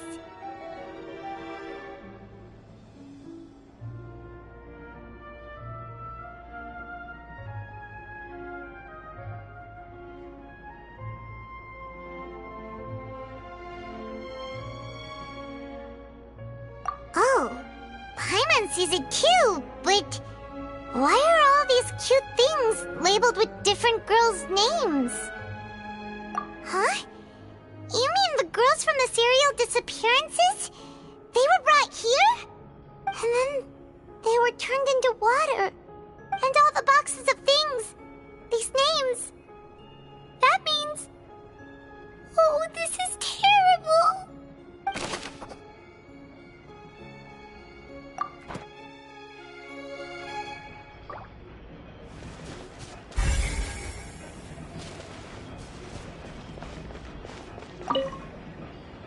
What's this over here? Looks like some kind of place for research. Experiment number 16 aims to verify Jacob Ingold's research conclusions on the primordial sea and use his theory as a foundation to achieve a breakthrough. The experiment was a failure. No individual managed to resurface from the water from the primordial sea.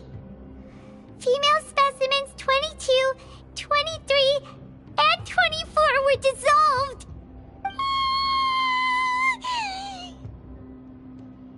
Sorry, Traveler. Paimon will try her best. It's just that Paimon's never read something so scary before. How can someone write something that terrible in such a matter-of-fact tone? You read the rest. Paimon's too scared to keep going.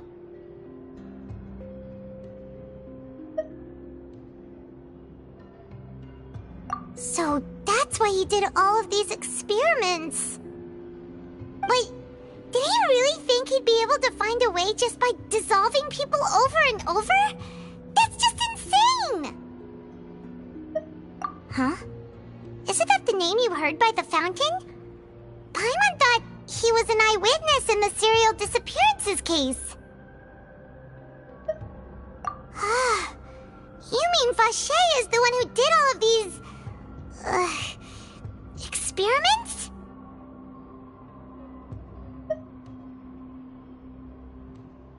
So that's it!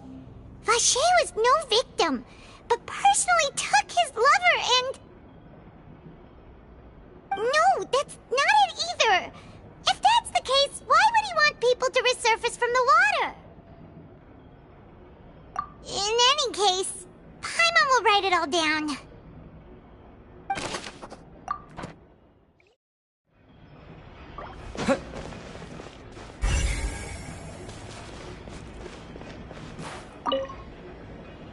Oh, look! There's an important-looking basin over here, and it's full of water! That means this is where they make all the synth! And that special water is the main ingredient! If If you dilute it with normal water, you'll get synth, but the pure stuff can dissolve a human. Paimon will take notes on this incriminating evidence.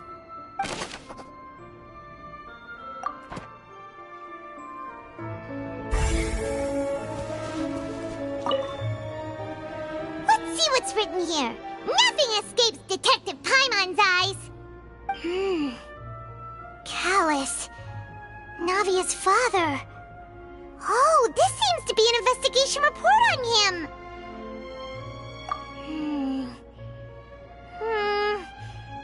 Yep, it's about finding someone to assassinate Jacques and Callus because of a lack of confidence that Jacques himself would go through with it. This should prove the existence of the third person, right? We still have not determined the exact content of the key information Callus has passed on to certain members of his organization. The old dog's a real menace to deal with. Even if he abides by the promise he's made to us, he will still have the upper hand. He can act whenever he wants to make our lives miserable. The only option left is to remove him from the picture entirely. I concur. Let's send someone to kill him. He won't declare war as long as we don't touch Navia. Oh, seems like we've got a bunch of correspondence between the higher-ups. They're all just so evil.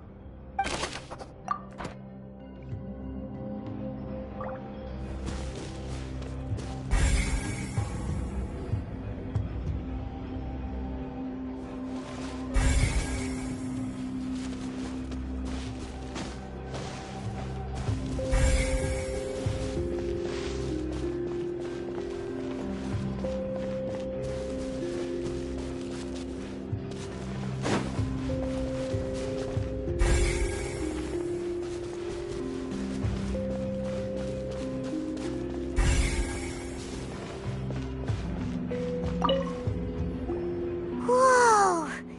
There's so much synth here! And so many bottles of ingredients that probably just contain the waters of the primordial sea.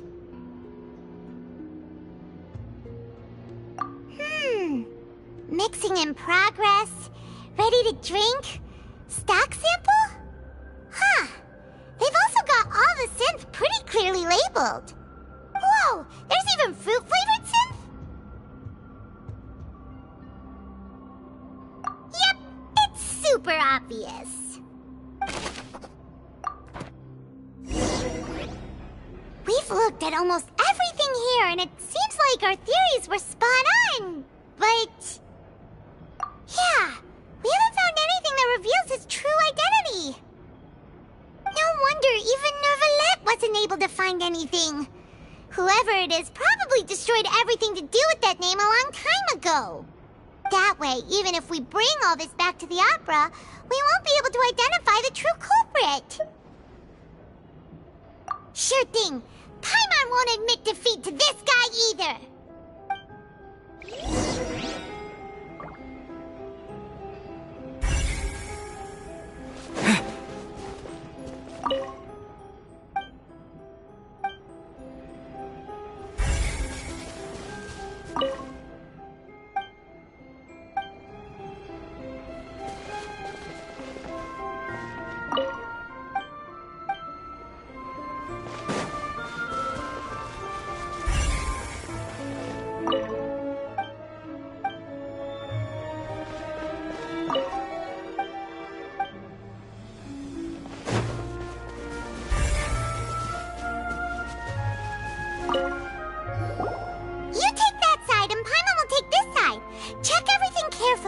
We'll find something for sure.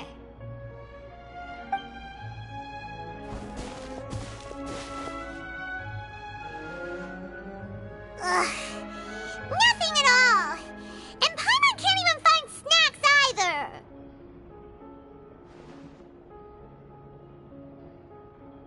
Whoa, really?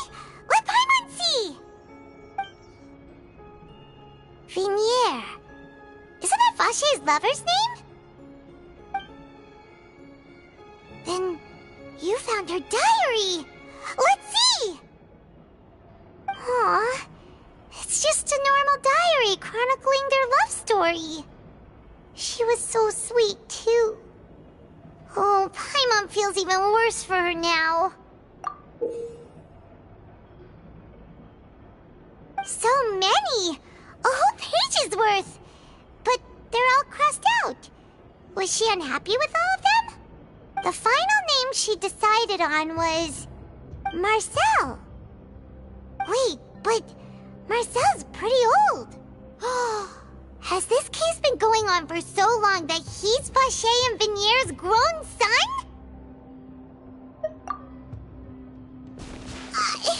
Hey! Paimon still hasn't figured it out yet.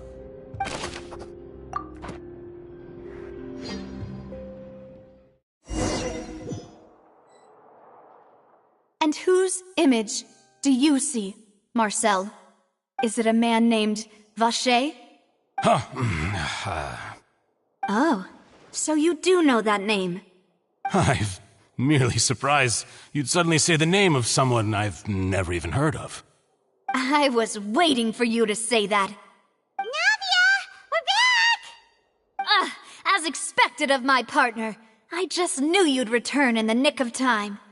Just how often do you intend to flout the rules of this court? It's all right, Monsieur Nervalette. Given their confidence, I expect they've found the crucial evidence.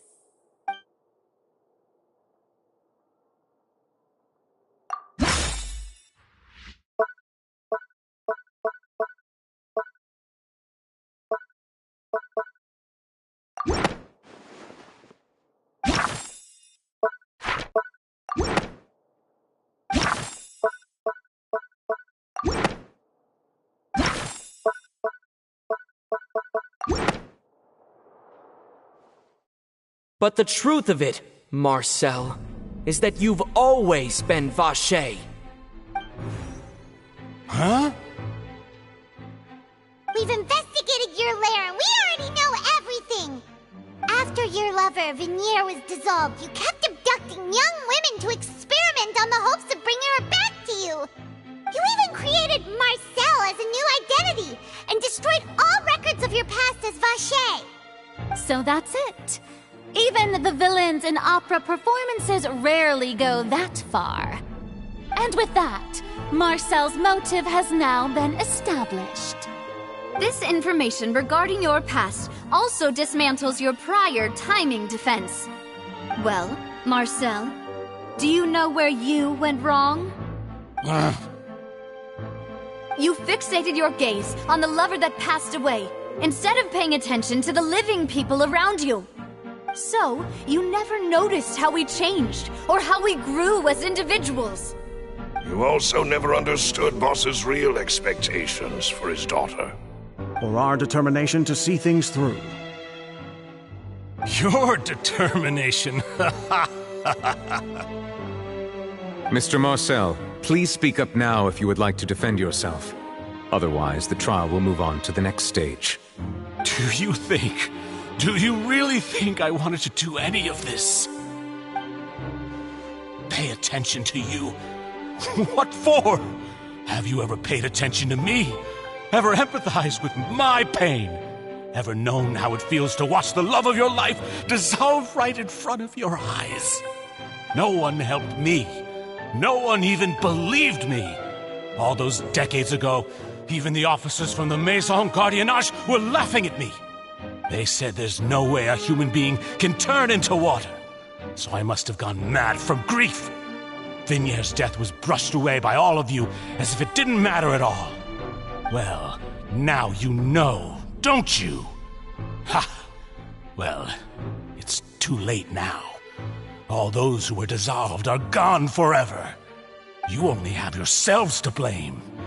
You set up this ornate opera house in pursuit of your so-called justice.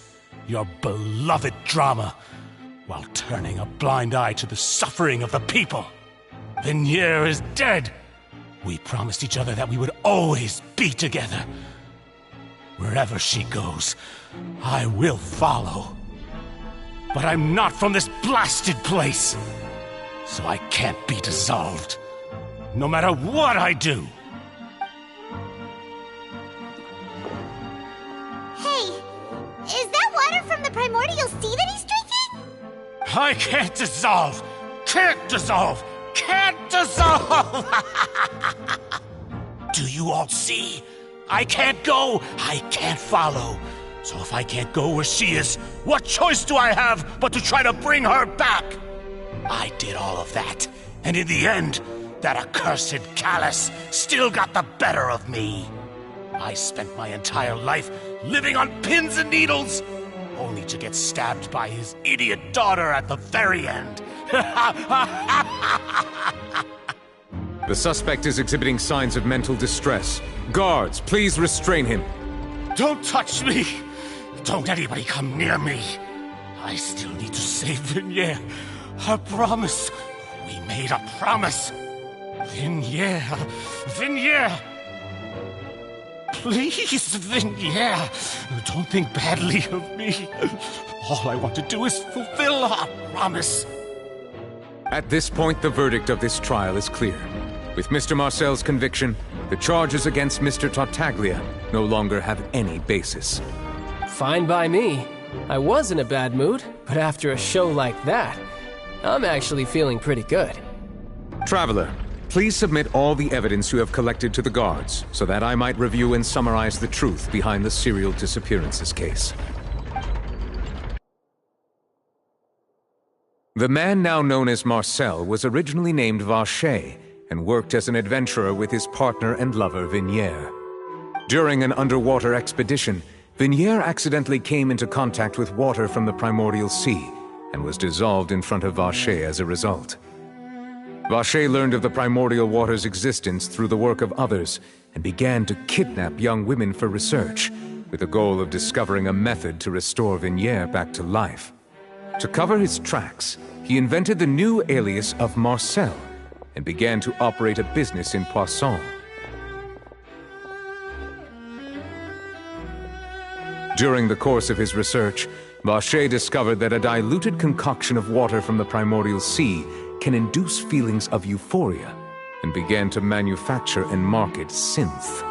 However, as he accumulated wealth to fund his continued research and expanded the scope, he came into conflict with Spina di Rosula. After exchanging blows with Spina di Rosula for many years, Vacher decided to assassinate their president Callus at a banquet. Although the assassination did not go as Vacher expected, he was able to turn Callus into the murder suspect by dissolving the assassin he sent to the scene. And just recently, Vacher attempted to frame Linny as the culprit of the serial disappearances case, using a similar method. However, his attempt to frame Linny failed, and the power of water from the primordial sea became public knowledge. This case also exposed enough of Vacher's machinations that he was eventually successfully charged in court. Thus concludes the enigmatic history of the serial disappearances case, with the truth revealed to all.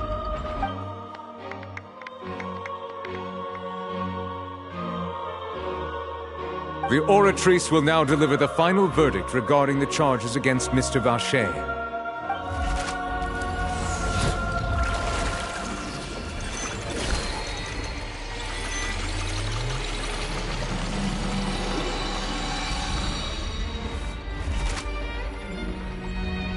According to the judgment of the Oratrice Mécanique d'Analyse Cardinale, Mr. Vacher is guilty. Guards! Take Vacher away. Good. It's what he deserves. With that, the serial disappearances case is over now. We really just witnessed history. Who would have thought the true culprit would be such a polite and well-spoken guy? Yippee! We helped Navia bring the bad guy to justice! He's hurt so many innocent people and now he's finally getting what he deserves! Huh? Are you okay? Demoiselle, you were absolutely brilliant. The day our late boss had always hoped for has finally come. You can rest easy now, knowing justice has been served. Yeah. It's finally over. It's all thanks to you guys. And my partner. See, Papa? Spina di Rosula's still doing well with me at the helm. Well now, hasn't this been a most delicious piece of drama? The villain has been caught, justice has been served, past wrongs have been righted, and it's a big ol' happy ending. Since it's been such a great show, I'll just let the false accusations against me slide. Either way, I've still got some business to attend to. So, if you'll excuse me... Please wait just one moment, Mr. Tartaglia.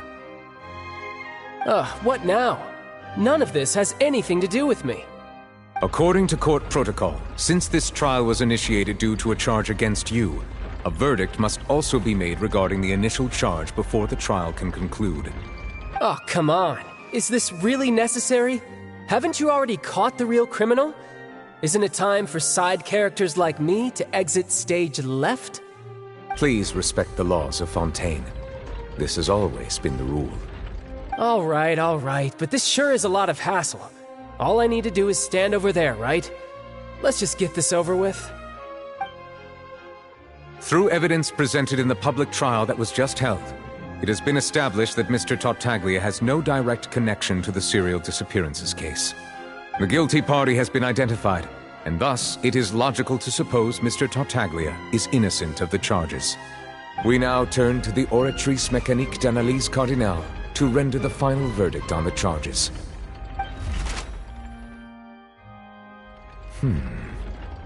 According to the judgment of the Oratrice Mécanique d'Analyse Cardinale, Mr. Tartaglia is guilty. What? Hey!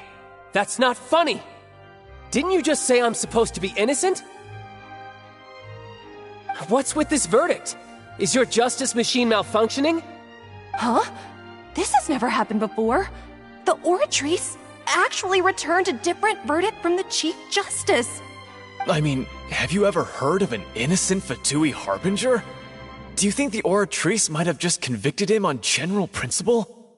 But weren't the charges about the serial disappearances case? No matter what else he's guilty of, it shouldn't affect the verdict in this case, right? The judgment of the Oratrice Mécanique d'Analyse Cardinale is, by law, the final verdict of the court. We must accept the guilty verdict. Guards, please take the suspect into custody per court protocol.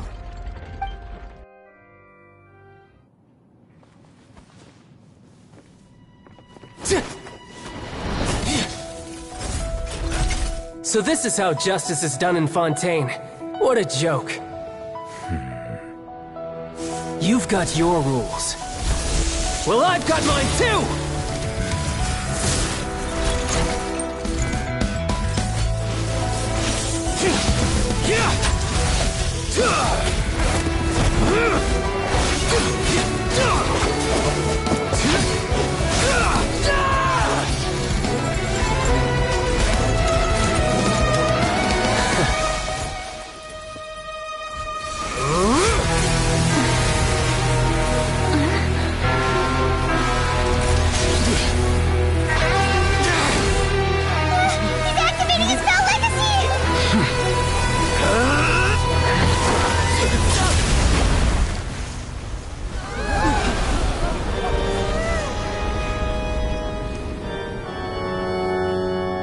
I am sorry.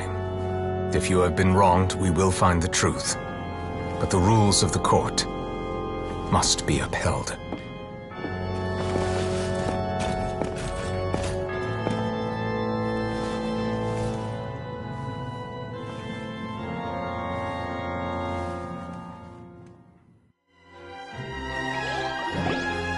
Hey, Monsieur Novelette, what's going on? Shouldn't they have been cleared already? Apologies. This is also the first time I've encountered such a situation. However, according to the rules established at the conception of Fontaine's court system, the Oratrice's judgment is the final verdict of the court. All I do is follow court procedure.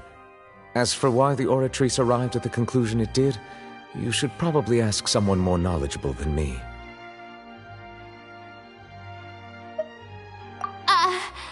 Why are you looking at me? I had nothing to do with it!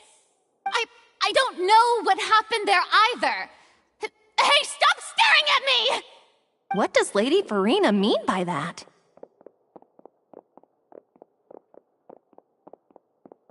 She says she has no idea either, but that's impossible.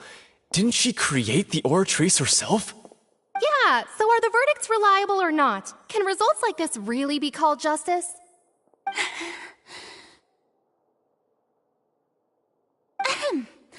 My dearest citizens, did you really think we'd allow an incorrect verdict to be handed out in this court? Did you really believe that the judgment could be mistaken or be the result of some sort of random mishap? Don't tell me you thought even I had been blindsided by the Oratrice's result. But the way she looked just now, it was pretty obvious she had no idea what was going on. However, given the state of things, I shall give you an explanation. Everything that just took place, including my supposed shock and bafflement, was a part of an elaborate performance, with every action meant to stir up drama and excitement. And, of course, for every performance there is a script. Everything has unfolded exactly as I expected from the very beginning. As the embodiment of the very concept of justice, the Oratrice shall never render an arbitrary judgment! If you thought Child had nothing to do with the serial disappearances case, it is only because you've been blinded by the superficial appearance of innocence. Everything he's done, not to mention the danger he poses, are beyond ordinary comprehension and completely unforgivable! All shall be revealed in time. You will come to understand my noble intentions, as well as the absolute correctness of the Oratrice's verdict.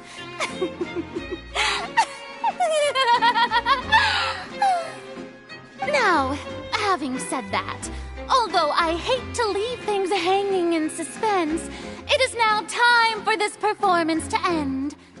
As the lead actress, I shall be the first to take my leave. Toodaloo! So she chose to make her escape after all, did she? So you're saying we shouldn't put much stock into what she just said? She probably just put on that performance to save face. As for the truth, it's unlikely that she actually has any idea. However, please be assured that I will continue to investigate this case in a personal capacity. Just as I promised, if the judgment has been incorrect, we will do our utmost to clear his name. All right. Even though we feel pretty badly for him, we'll take your word for it for now. After all, he's done plenty of bad stuff, so he should have known he'd go to prison someday, right?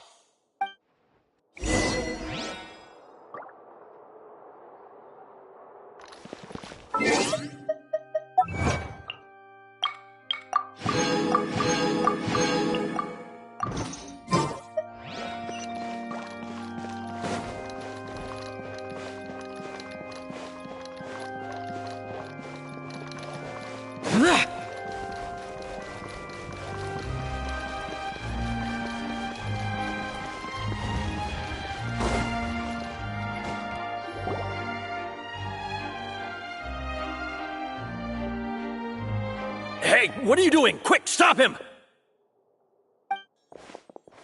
Traveler! Hey! Traveler!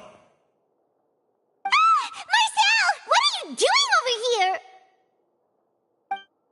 Stop resisting arrest! Cease, or we'll add another charge to the list! No, wait! I just want to ask the Traveler something. I'm not looking to run away. Please, just let me ask this one small thing. Go on. Thank you.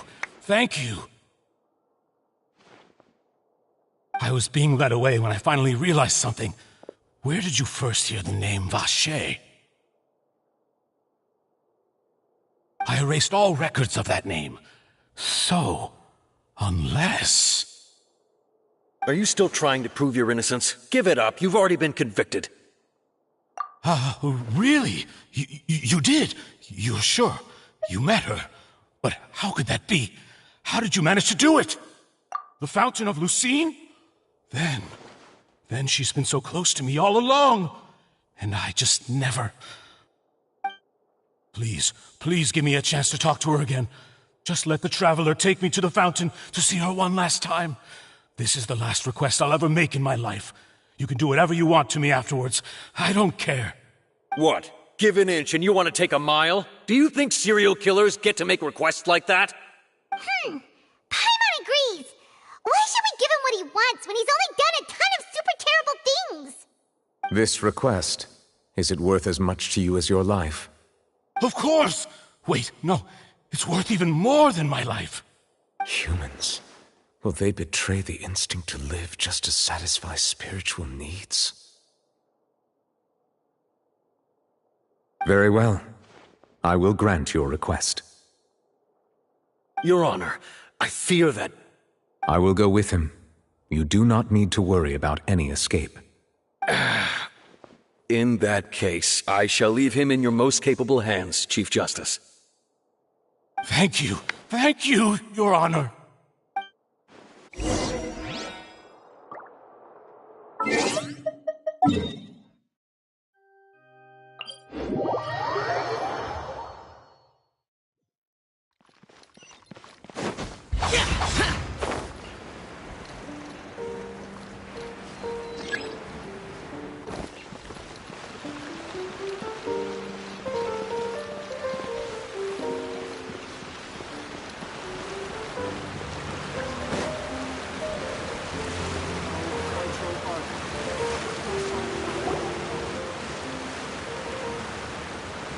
Is this the place?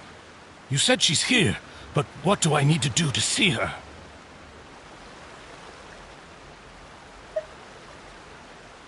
Yeah, and even Paimon could hear her after drinking that thing. Didn't you just drink a lot of it on the stage as well? Oh, in that case... Vache! Ah! Yes, that's it! So you heard it too! Vignier, it's me! It's me, Vache! Vache? Vache! I'm here! Where are you, Vignier? I'm coming for you. I'm finally here for you. Hey, wait! Be careful! Hey, wait! Vignier, is that you? It's me, Vache! Vignier! Vache, why did you come? Didn't I say? You don't need to look for me. You look a lot older than I remember. How long has it been? It's been more than 20 years. I've suffered for over 20 years since the day you left. All this time, only the thought of bringing you back has kept me alive. Nothing else mattered to me. I must be dreaming. Who would have thought I'd get the chance to tell you all of my feelings like this? Vignier, you are my everything. I really don't know how I could live without you. But Vache, if you ask me, this world would be better off without you. What are you saying? If not for you, I would have finished my law degree and probably become a top-tier attorney one day.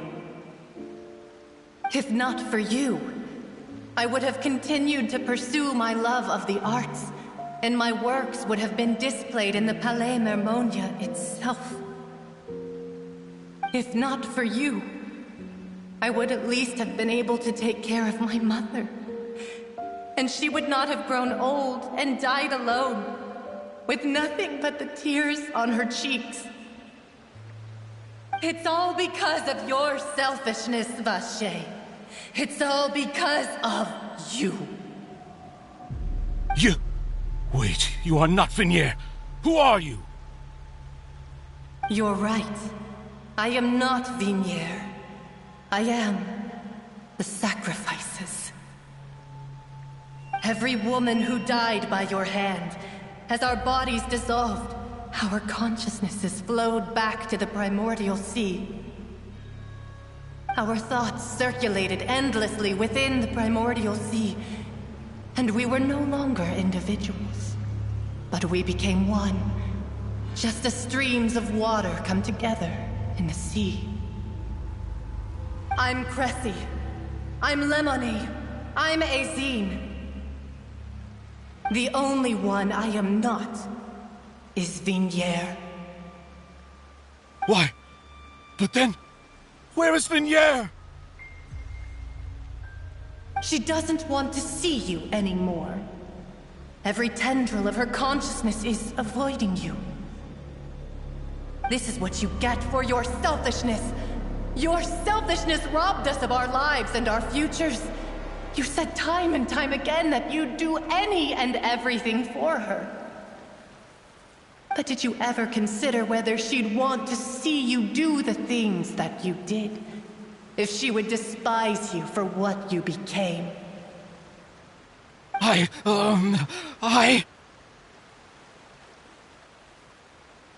You are a liar, a heartless murderer, and a cowardly narcissist.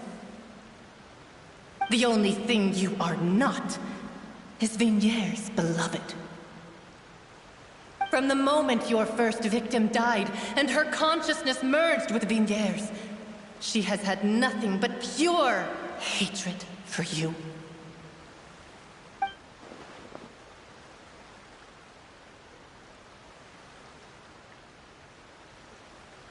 No! Vignier! She can't hate me. Let me see her, please. Have mercy. You still don't understand. When I said don't look for me, that came from the real Vignier. She really doesn't want to see you anymore. But on top of that, she also said that because it's her final drop of pity for you. She said that because she knew that if you did come here, we will show no mercy to you. Vache. Vache? Vache? Vache. Vache. Vache. Vache. Drown.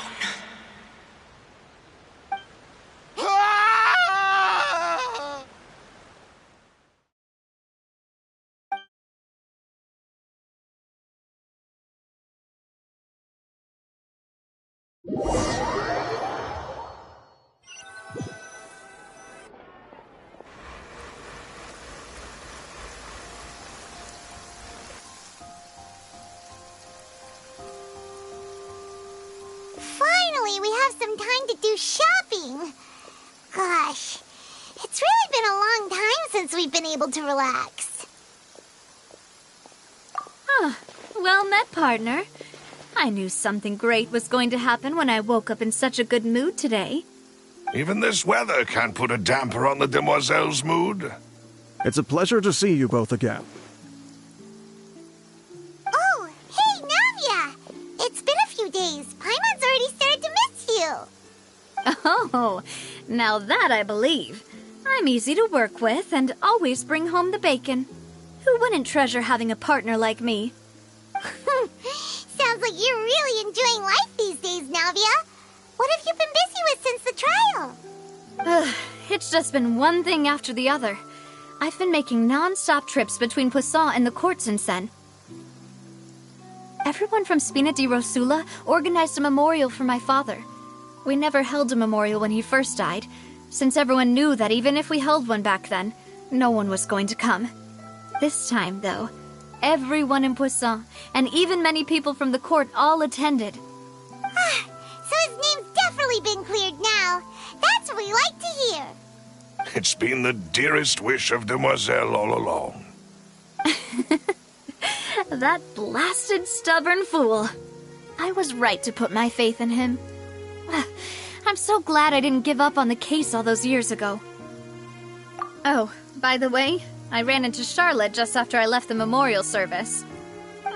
Well, maybe it'd be more accurate to say I knew she would be there, and there was no way she'd just let me go. Huh? So you know Charlotte too? The Charlotte? Journalist from the Steambird? Yeah, way back when I first became the president of the Spina di Rosula, she was all over me. Wouldn't take no for an answer. I believe the story was called The True Heart of Darkness, Secret Tales of the Yellow Rose. To be fair, though, it was a really flattering feature. So, we've been on pretty good terms ever since. She was trying to lean on our friendship to get me to do an exclusive piece on the serial disappearances case. Oh yeah, she told us about that. She's always been super interested in that case, so now her wish has finally come true too. Anyway, I told her to make sure that when she writes about you guys entering the opera house with the critical evidence, that you both sound really cool. Now that's another thing to look forward to. We trust Charlotte's skills with the pen for sure. Oh, and in other news, I also took Clarand out for a meal. Oh, are you two on better terms now? While you were investigating Vaché's headquarters, Clarand gave testimony on my father's behalf. It was thanks to her that we were able to turn the tide. I wanted to thank her. I mean, there's also no point in being awkward all the time, so we took the chance to reconcile with each other. Oh, that's great. Paimon also thought Clarand wasn't actually a bad person. It's always good to have more friends. Anyway, now that the case has finally been solved, perhaps it will slowly begin to fade from the public consciousness. Oh, actually, there's still one last thing I need to do. What is it? I should pay a visit to my father's grave and tell him the truth of what happened, as well as how it all ended. And on top of that, just how much people still look up to him to this day. That includes me, too. Miss Navia. Indeed. We want to go too! We also think Callus is a really admirable person. Sure thing. I'd like you two to share the moment with me. After all, without you, there might not have been such a positive ending. And in that case, everyone, let's be off.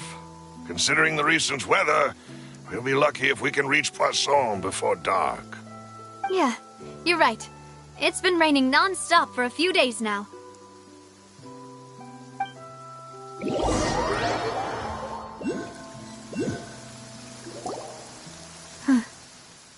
This is where my father's grave is.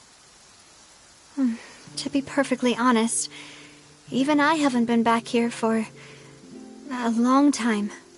Huh? There's someone there already. Wait. That figure. It can't be... Hmm? Isn't that Nervalette? Why would the Chief Justice be here? Huh? Navia?